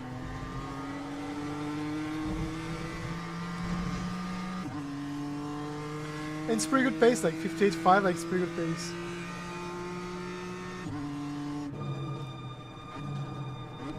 Like this is the rotation. See, like I don't know if you guys can hear how much the car is rotating. It's a lot. Same here. That's gonna be good. There's a little bit of slide at the end. It's gonna cost us some time.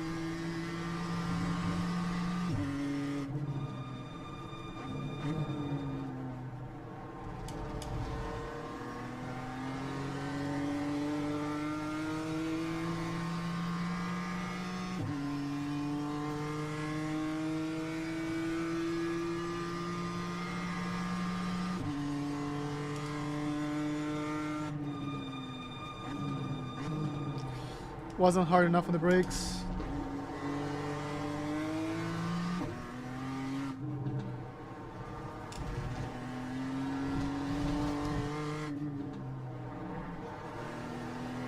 And he was saying like use all the turf here, but I think it was like bad.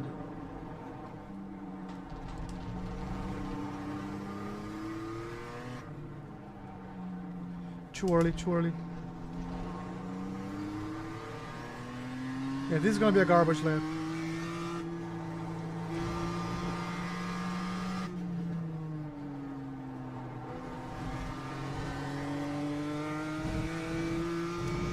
And guess where I'm gonna set the active reset point? Right here. New fastest lap for you.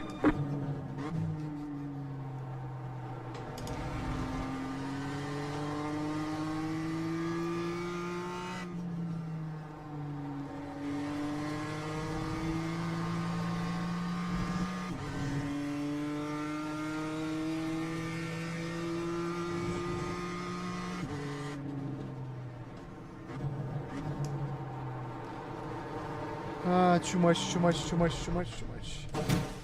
was too much.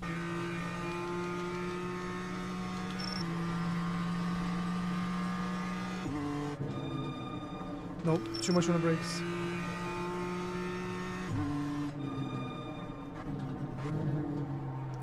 I think it was too much again on the brakes. Not that I think that the delta doesn't lie, right? It here's like 47-ish%.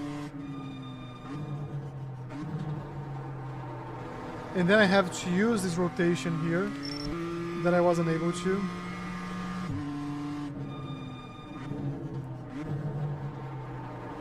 No, too aggressively. That's why sometimes I go earlier on the turn in. It's because if I go late, the car understeers a lot. This was almost a good amount, almost a healthy amount of oversteering.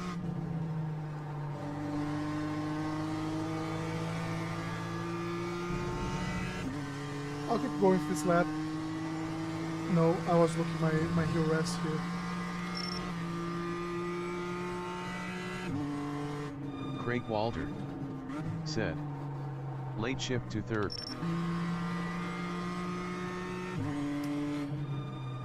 Here?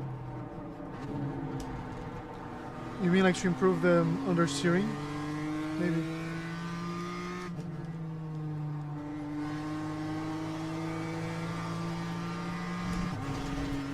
Yeah, can't quite hit the sand there.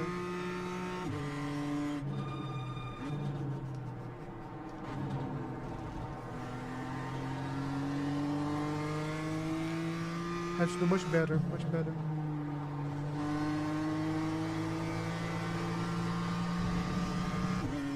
Let's just keep going. Let's just entertain this lap. And you see what I mean? Like that I over-practiced the first half of the track? Or was here?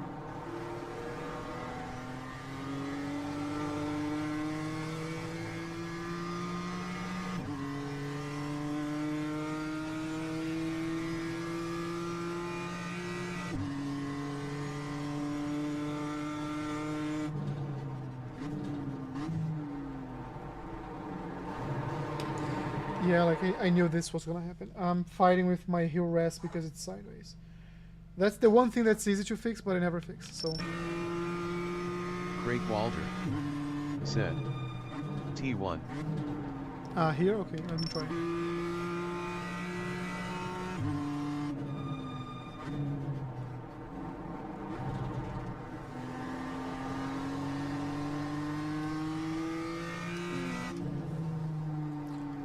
I'll try a couple more times before I make my mind.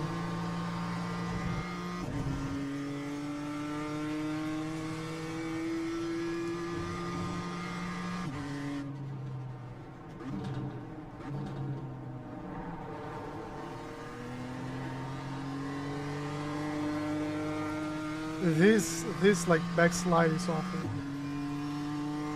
So it had to be like at 44.4 at the braking zone. Or like a second slower.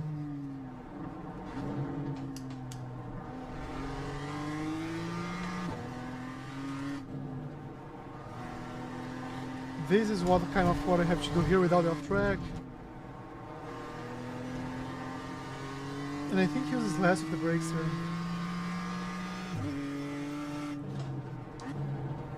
I went super late on the brakes here.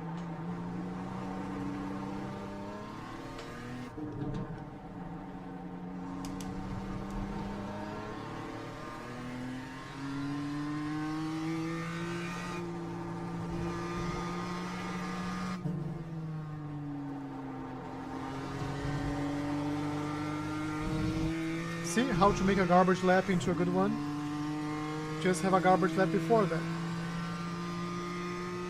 That was your fastest lap of the session.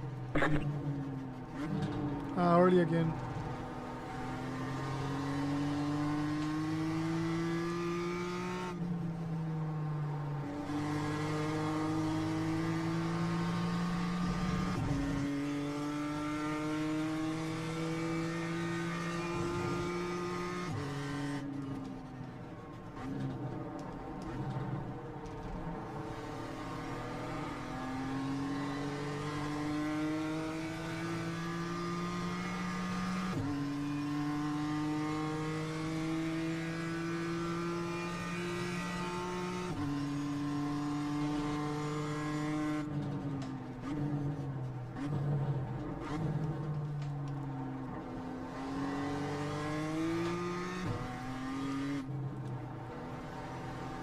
Too early.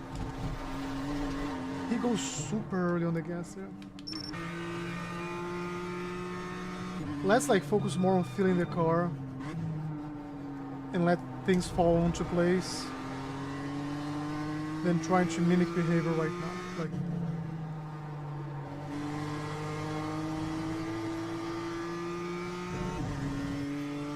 good exit.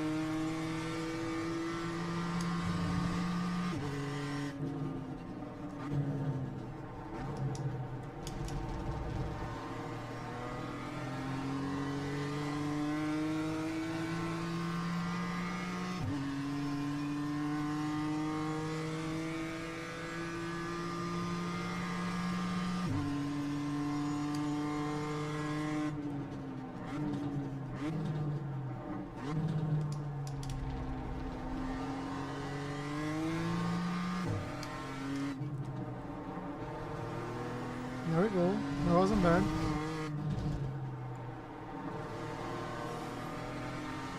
I have to commit to the brake there.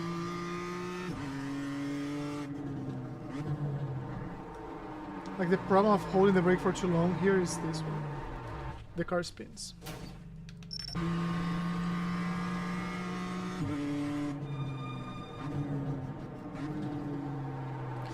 You know what? I'm forgetting about the late shift every single time, so...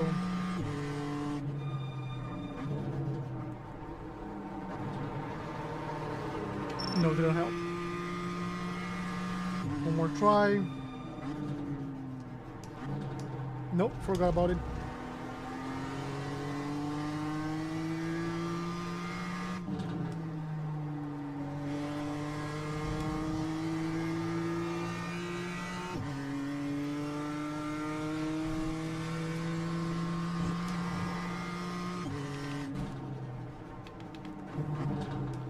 Let's see what we can do like delta-less. Let's just forget the delta for a second, let's focus on what is in front of us.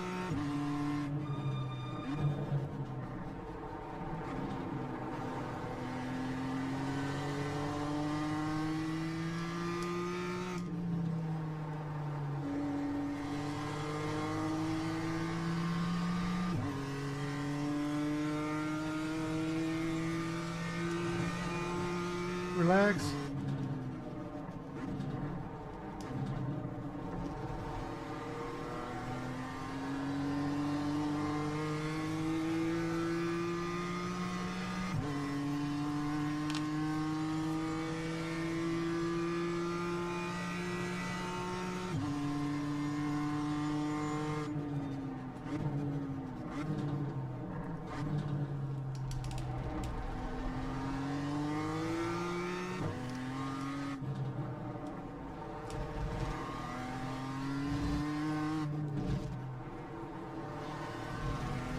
Yeah, I held the brakes for a little bit longer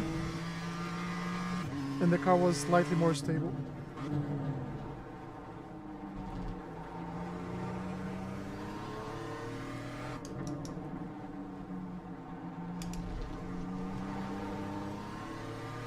That means I can go late on the brakes here.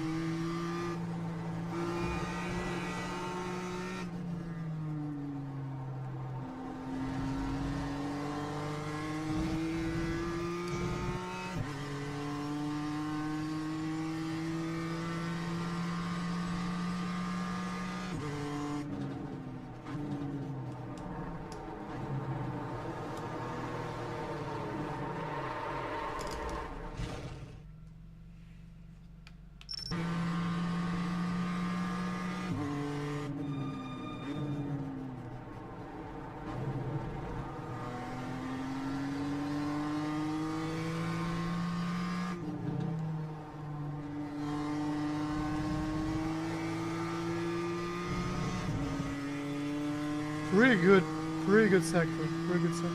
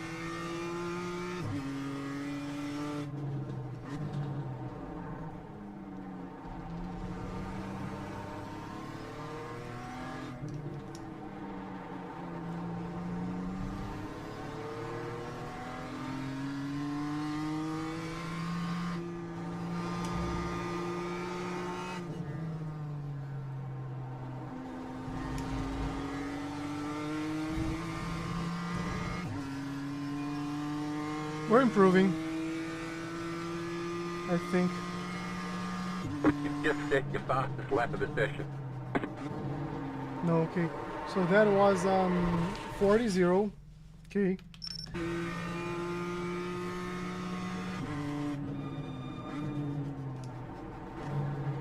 Our goal is to be like 39.364 or below.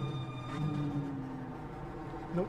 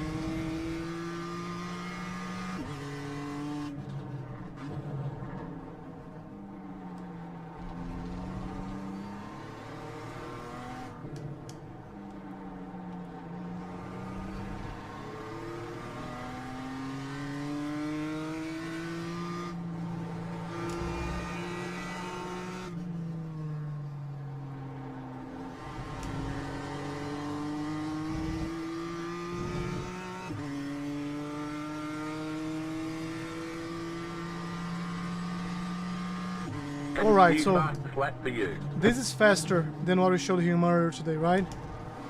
I think that was... I don't remember. Was it 35.5? As soon as I screw up hard here, we're gonna check what that was.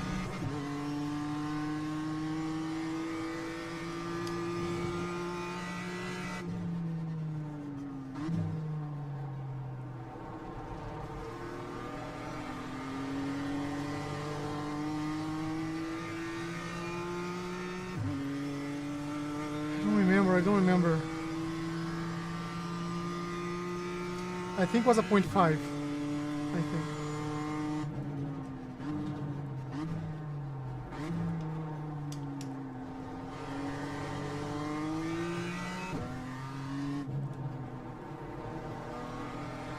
Oh, we're gonna go off track. Let me see here. Because I wanna have like our own reference as well. And I did like save the replay, so I could watch it, just in case. It was a 571. So our own benchmark is 571. We're getting close to that. Right now I have an active reset for this sector here. So let's work on it a bit.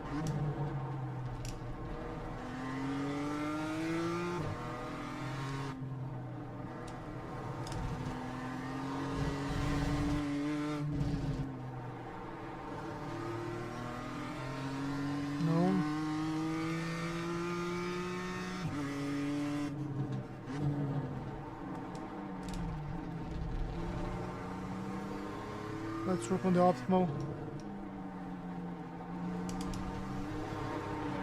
Yeah, if I hit the grass there. Let's work on sectors 3 and 4 and 5.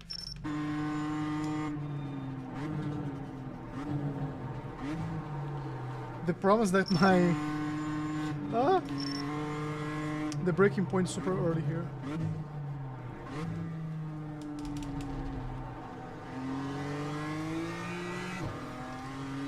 Craig Walter said, "Seems like those curbs on the right really unsettle the car." Which ones? After this corner here?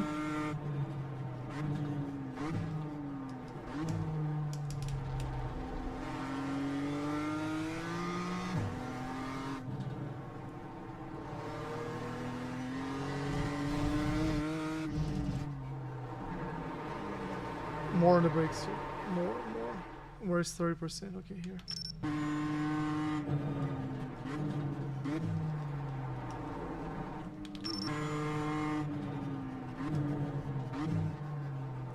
Craig Walter said, On the left exit the second curb.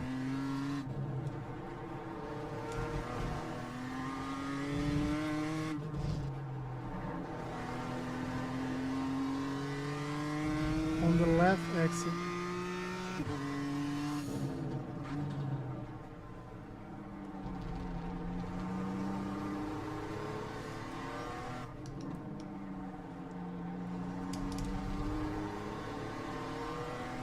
I'm gonna reset like a new lap here.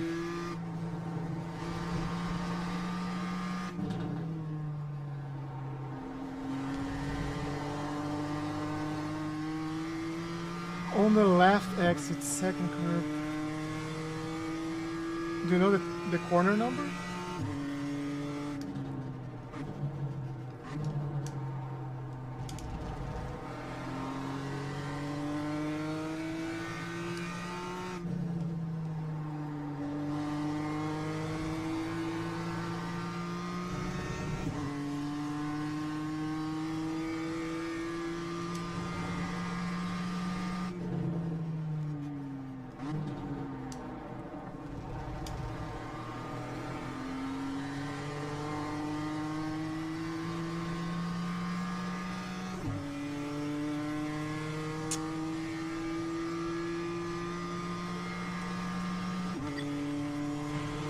This is too slow. Craig Walter said 6 maybe. So this is 5. This is 6. Oh, this is on the right side, you mean? Those on the right side. There's a lot of track we can use there, to be honest, that we're not using. I was looking at something else here. Okay, let's remove the delta.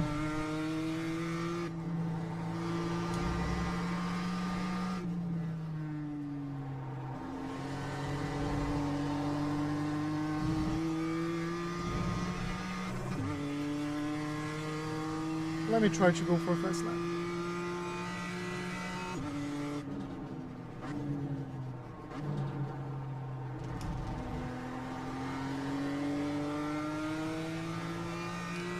Craig Walter said T6 exit the second curb.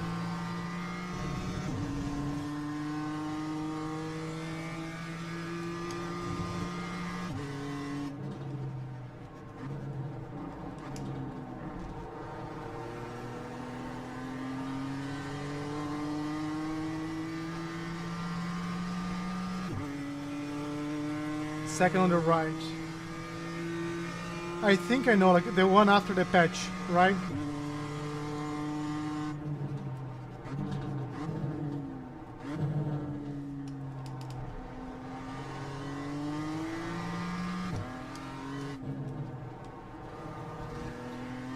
So I mean that second one there, right?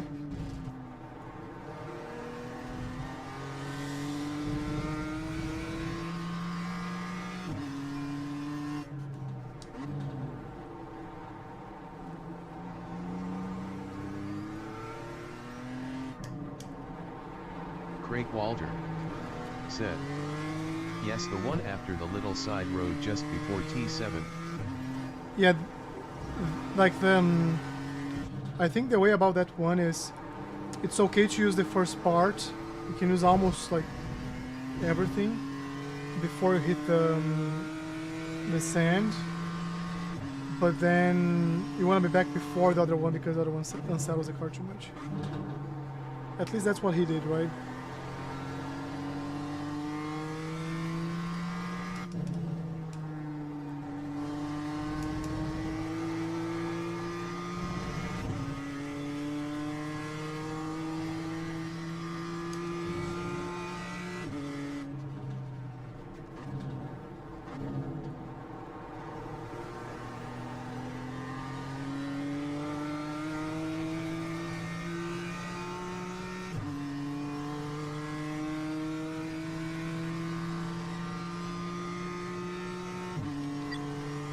Now I have a good reset point.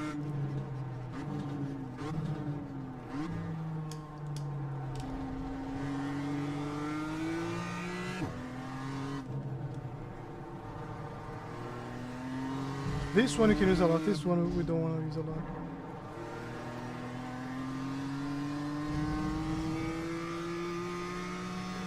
I'm gonna try to use less brakes there.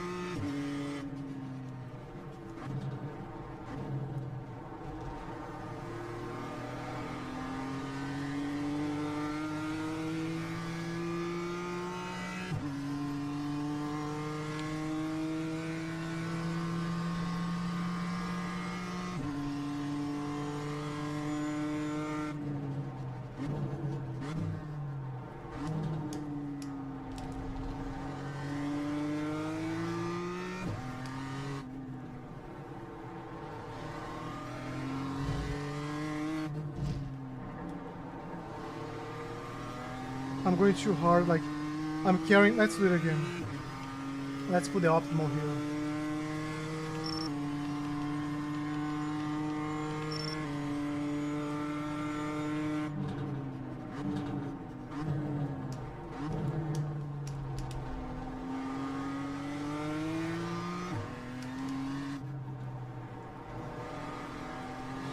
There's a lot we can use here, but the time is truly here.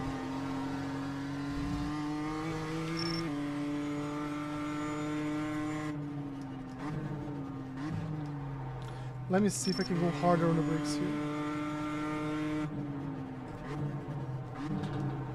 Nope. The braking mark is right here.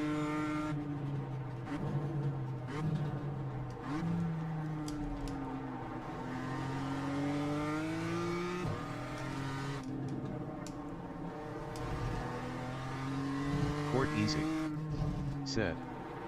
Did you already race LOL? No, today is practice day. Today we're gonna do like the coaching session we just did, and then we come back to the track and try to action the feedback we just got because it's super fresh.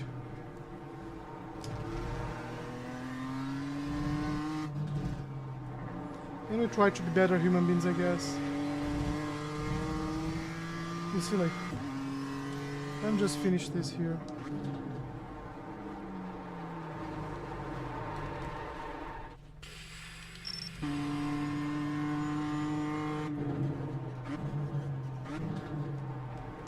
But hey, tomorrow, you know what I have tomorrow, right?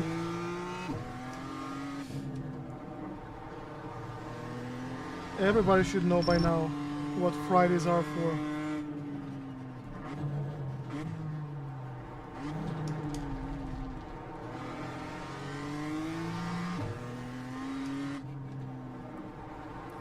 You see, like, I have to go even earlier on the brakes then.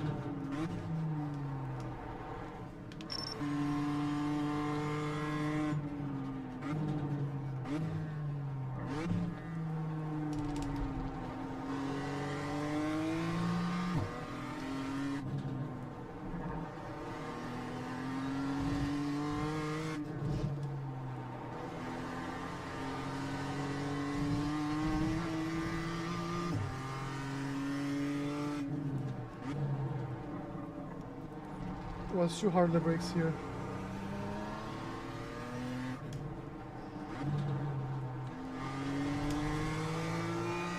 I think I'll try to use like second gear around here.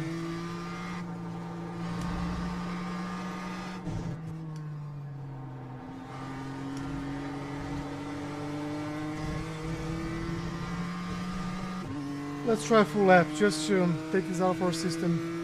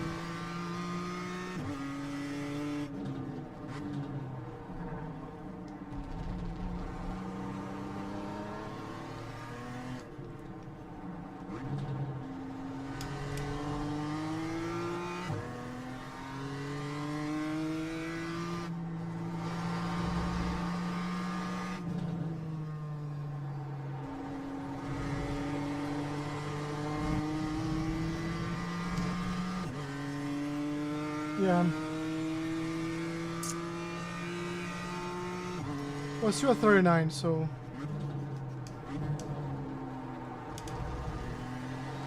I will not complain too much about it.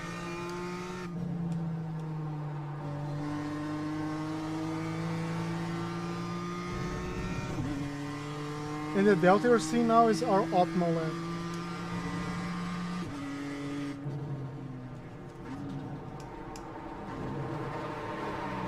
I don't think I did something like this in my optimal lap, by the way.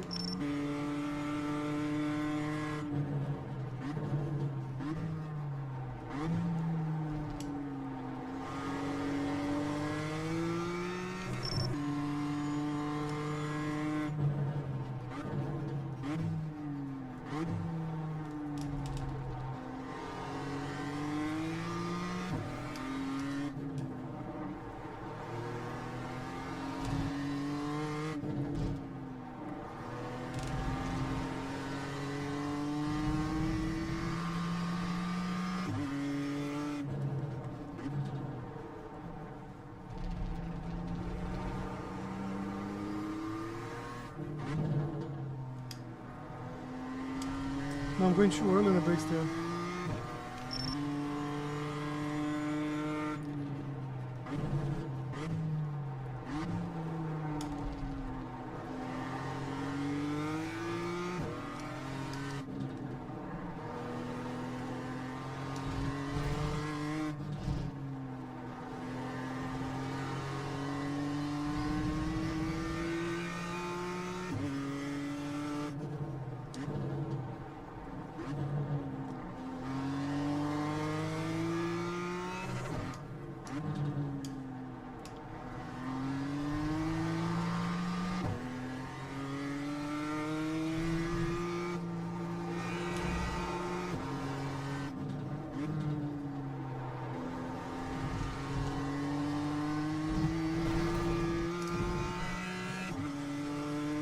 So we improved a bit, Sector 3.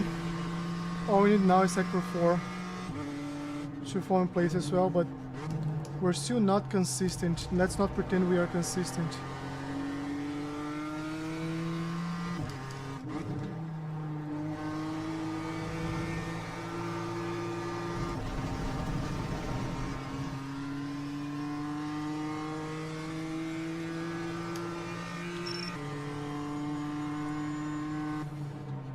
Anyone trying Okayama today?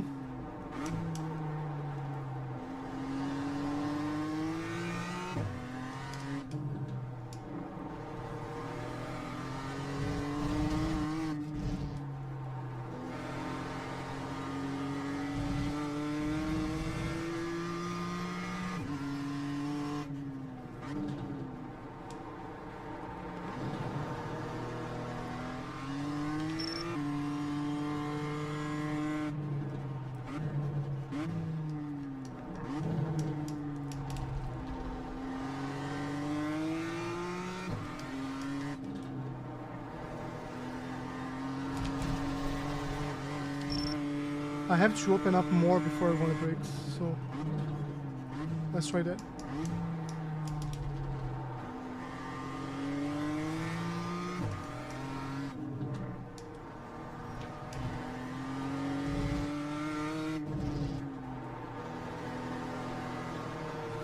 Let me see how he's doing this corner again.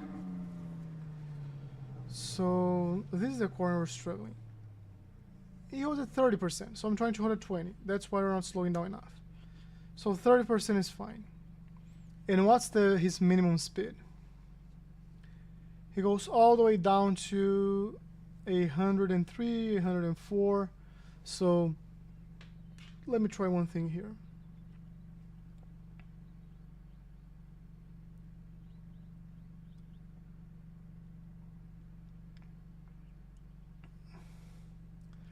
His minimum at the apex like 104. Let's call it 104. We have one thing that we can do here, which is, where's the pedals?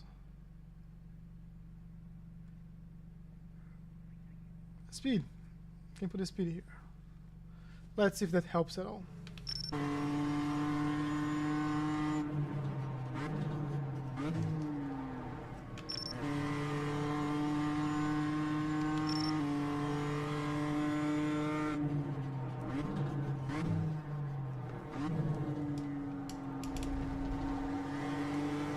I overslowed down the entry.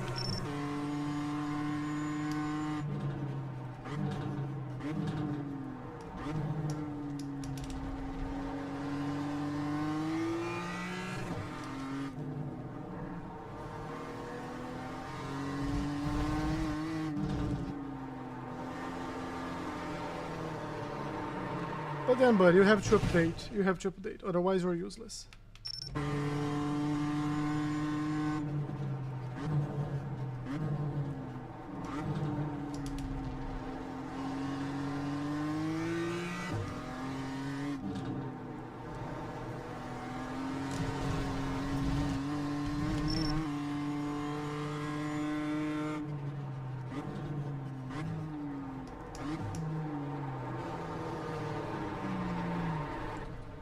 We don't want this during a race, right?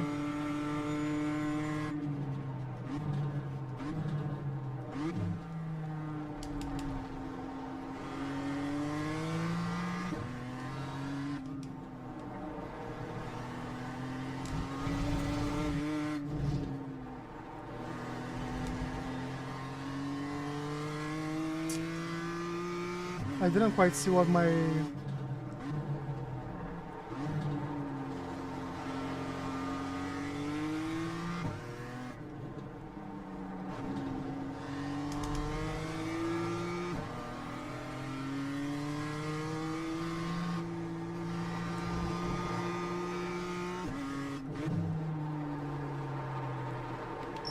I don't know what I did there.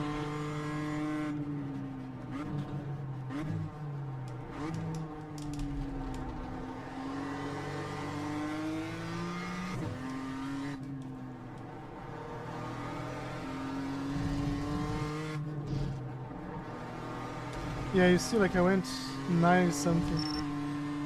I have to go later. And the reason why I have to go later might sound counterintuitive right now. So what happens here is later. Whenever I go earlier, I cut in too much the inside curb. So this has been like useless so far. So, oh, this is mile per hour too. That's why it's so confusing. We're seeing kilometers an hour. So let's see if I can. No, this. The extremes are showing my... Ah, it should be kilometers an hour.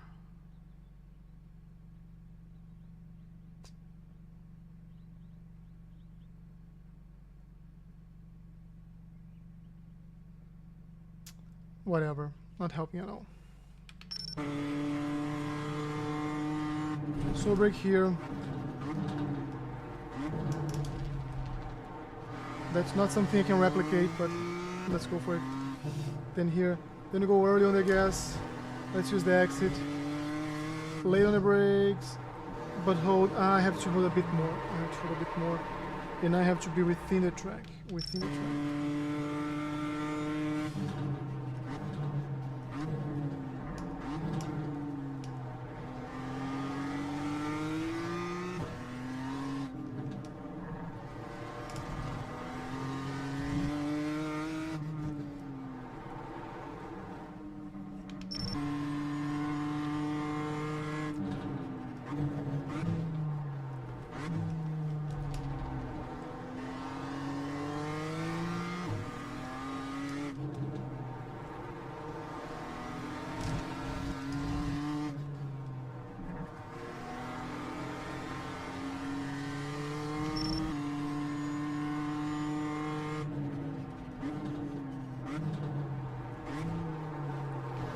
Yeah, this is for you guys who think I'm just like I'm getting good because I'm a pretty face. Nope, it's a lot of grind. It is a lot of grind. There's no other way.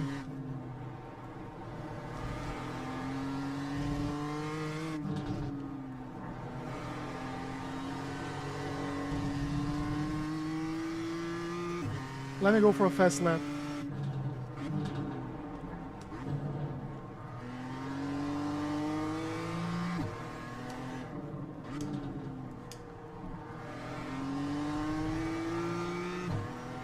Craig Walter said, "Hey, now you're an alien compared to some of us, LOL."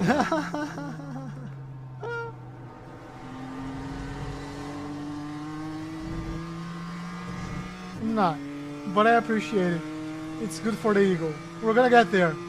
We're gonna get there together.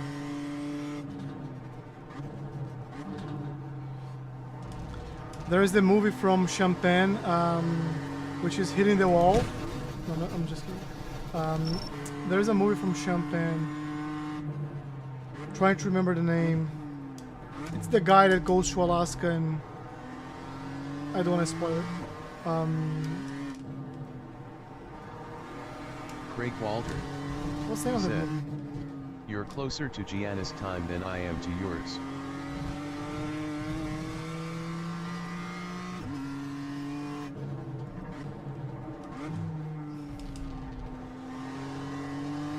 I'm speechless. I try to think about something clever to say here. I'm speechless. But I'll think about something clever, like in the middle of the night, and I'm gonna immediately send you via Discord. But that's a good thing, right? It means like progress is being made, and hopefully you're getting closer to me, like you're going down as well, because I'm going down.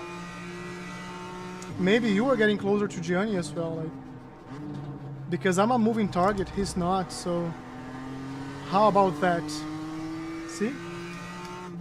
Craig Walter said, "I'm hoping if I stroke your ego you will put a flyer down, LOL, gotta have the confidence."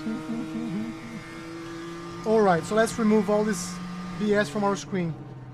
And let's, not this one, but like the next one is gonna be a Max Verstappen one, okay?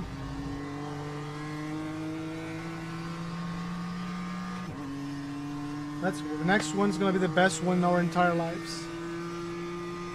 Because now we're in the right mindset.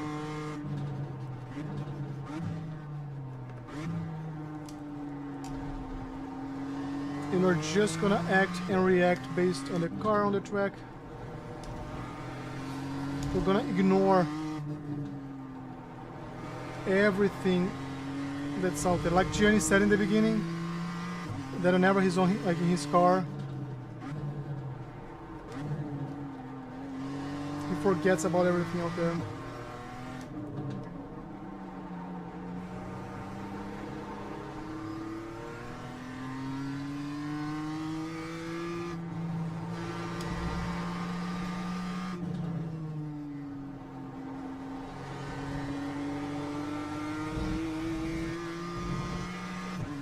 I think I have to wait like a fraction of a second and just go full gas. Here we go.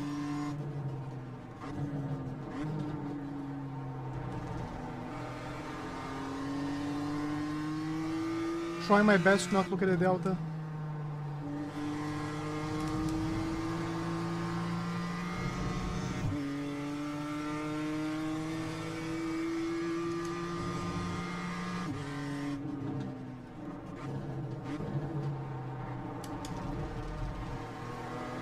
That felt like an overslow down, but we're gonna be unbothered by that.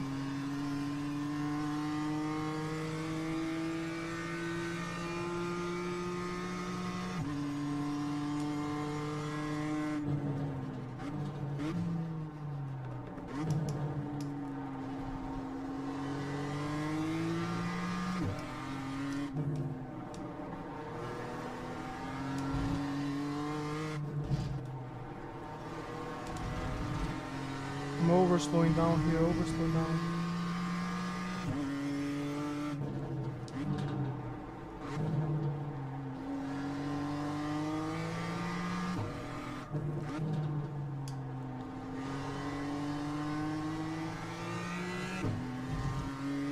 I'm using a lot of second gear here.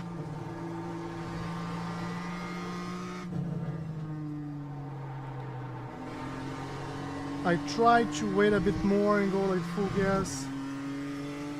Worked very well. Complete piece of garbage lap. One more, let's go.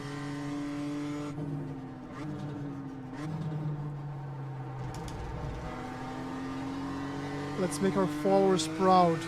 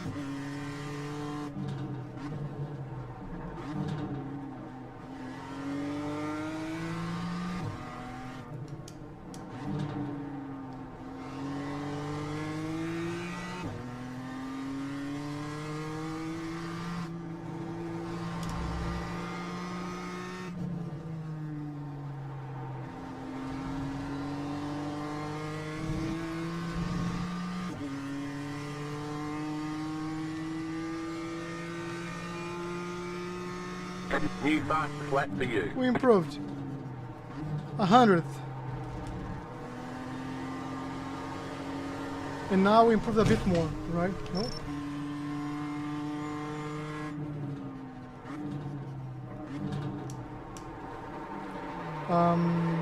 I do want to try to go like... It's late though. Let me try 3 flying laps, okay? I'm gonna complete this one, this doesn't count. Let's pretend it's like a time trial one.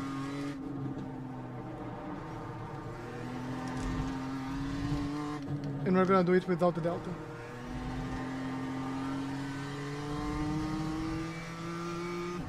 Like real life here. Real stakes.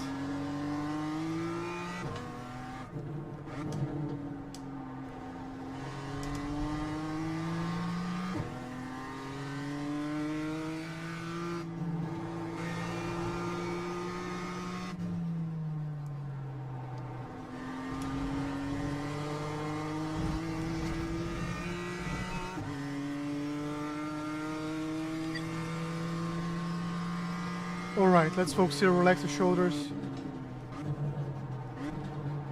Use the rotation. Go on the gas, be smooth. Early. Finish late.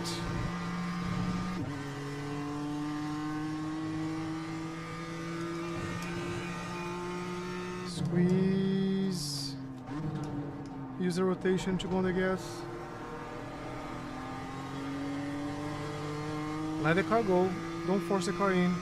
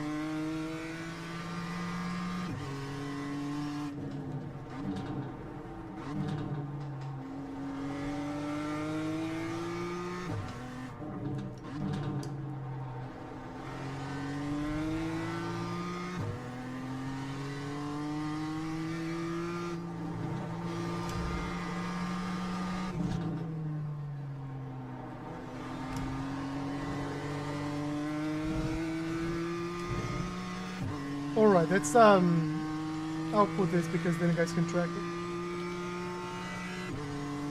it. Ooh, garbage. And I had to go very hard on the brakes here because I went late because I was not focusing on what I was supposed to focus on.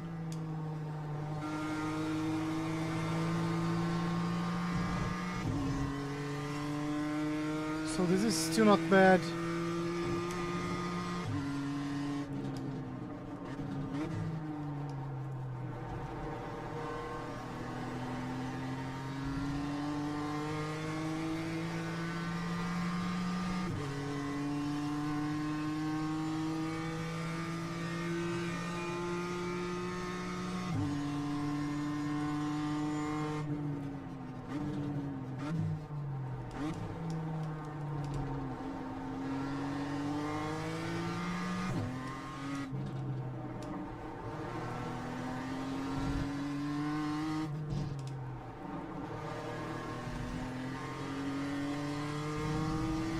Last time.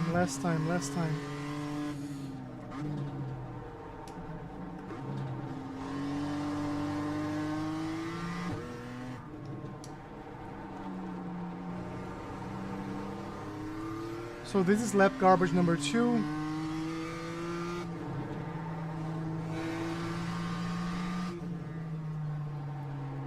Let's at least try to have a good setup for next lap. And this is the last one. So if our lives depending on this, let's put all the pressure here. Compare with the optimal.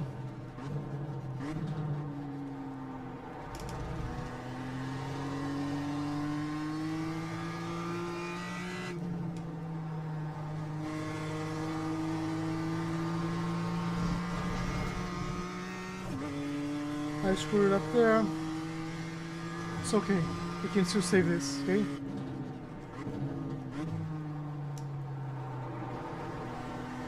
Not anymore. Unsavable. Let's do this. Now this is the last one. I always have like more than one last ones if you're new to the channel.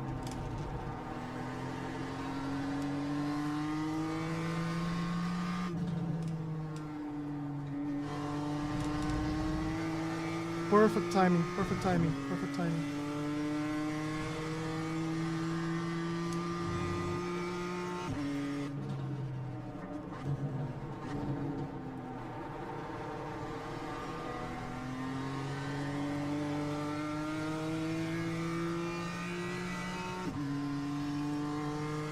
We can find time here. We're like 0.13, 0.14 behind. We can find time here. Let's go.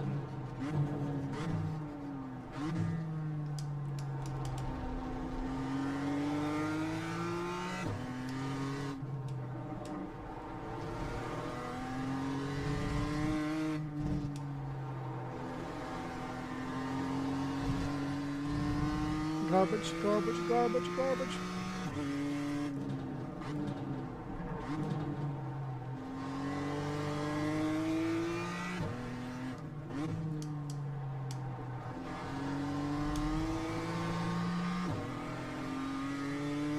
Alright, so that was a very embarrassing last lap. We were slower everywhere. Oh, we gained timing. Oh, no. This is... Yeah. We're just slower everywhere. So tomorrow, let's talk about tomorrow. Tomorrow we're back at 10 p.m. We're gonna go and do Formula F4.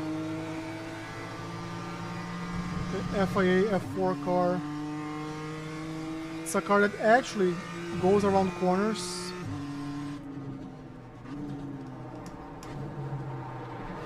According to the regulation. So let's stop here. Let's just destroy the car because we can. It's good. It's good to destroy the car. We weren't able to improve, but we're able to get consistently close, which is good. Now we are still like 0.7%. We want to be closer. So I might put some more like offline practice this week. For tomorrow, let's see here. Official, let's see Formula. What are we gonna be racing? Oschersleben, we know this track. We can do this one. Winton, we can do Winton. This is the long circuit. Okay. And we can do Summit. We have Summit. So we'll start at Summit for sure. Then we go to Oschersleben. It's a nice track. And then we go to Winton to close the night. And those are going to be our 3 races for tomorrow. Okay. That's it for today. Thanks to everyone who joined. Really appreciate your support. Don't forget, if you like this type of content, hit the like button, subscribe to the channel, join our Discord server. It's in the description. And I'll see you guys tomorrow, 10 p.m. Eastern.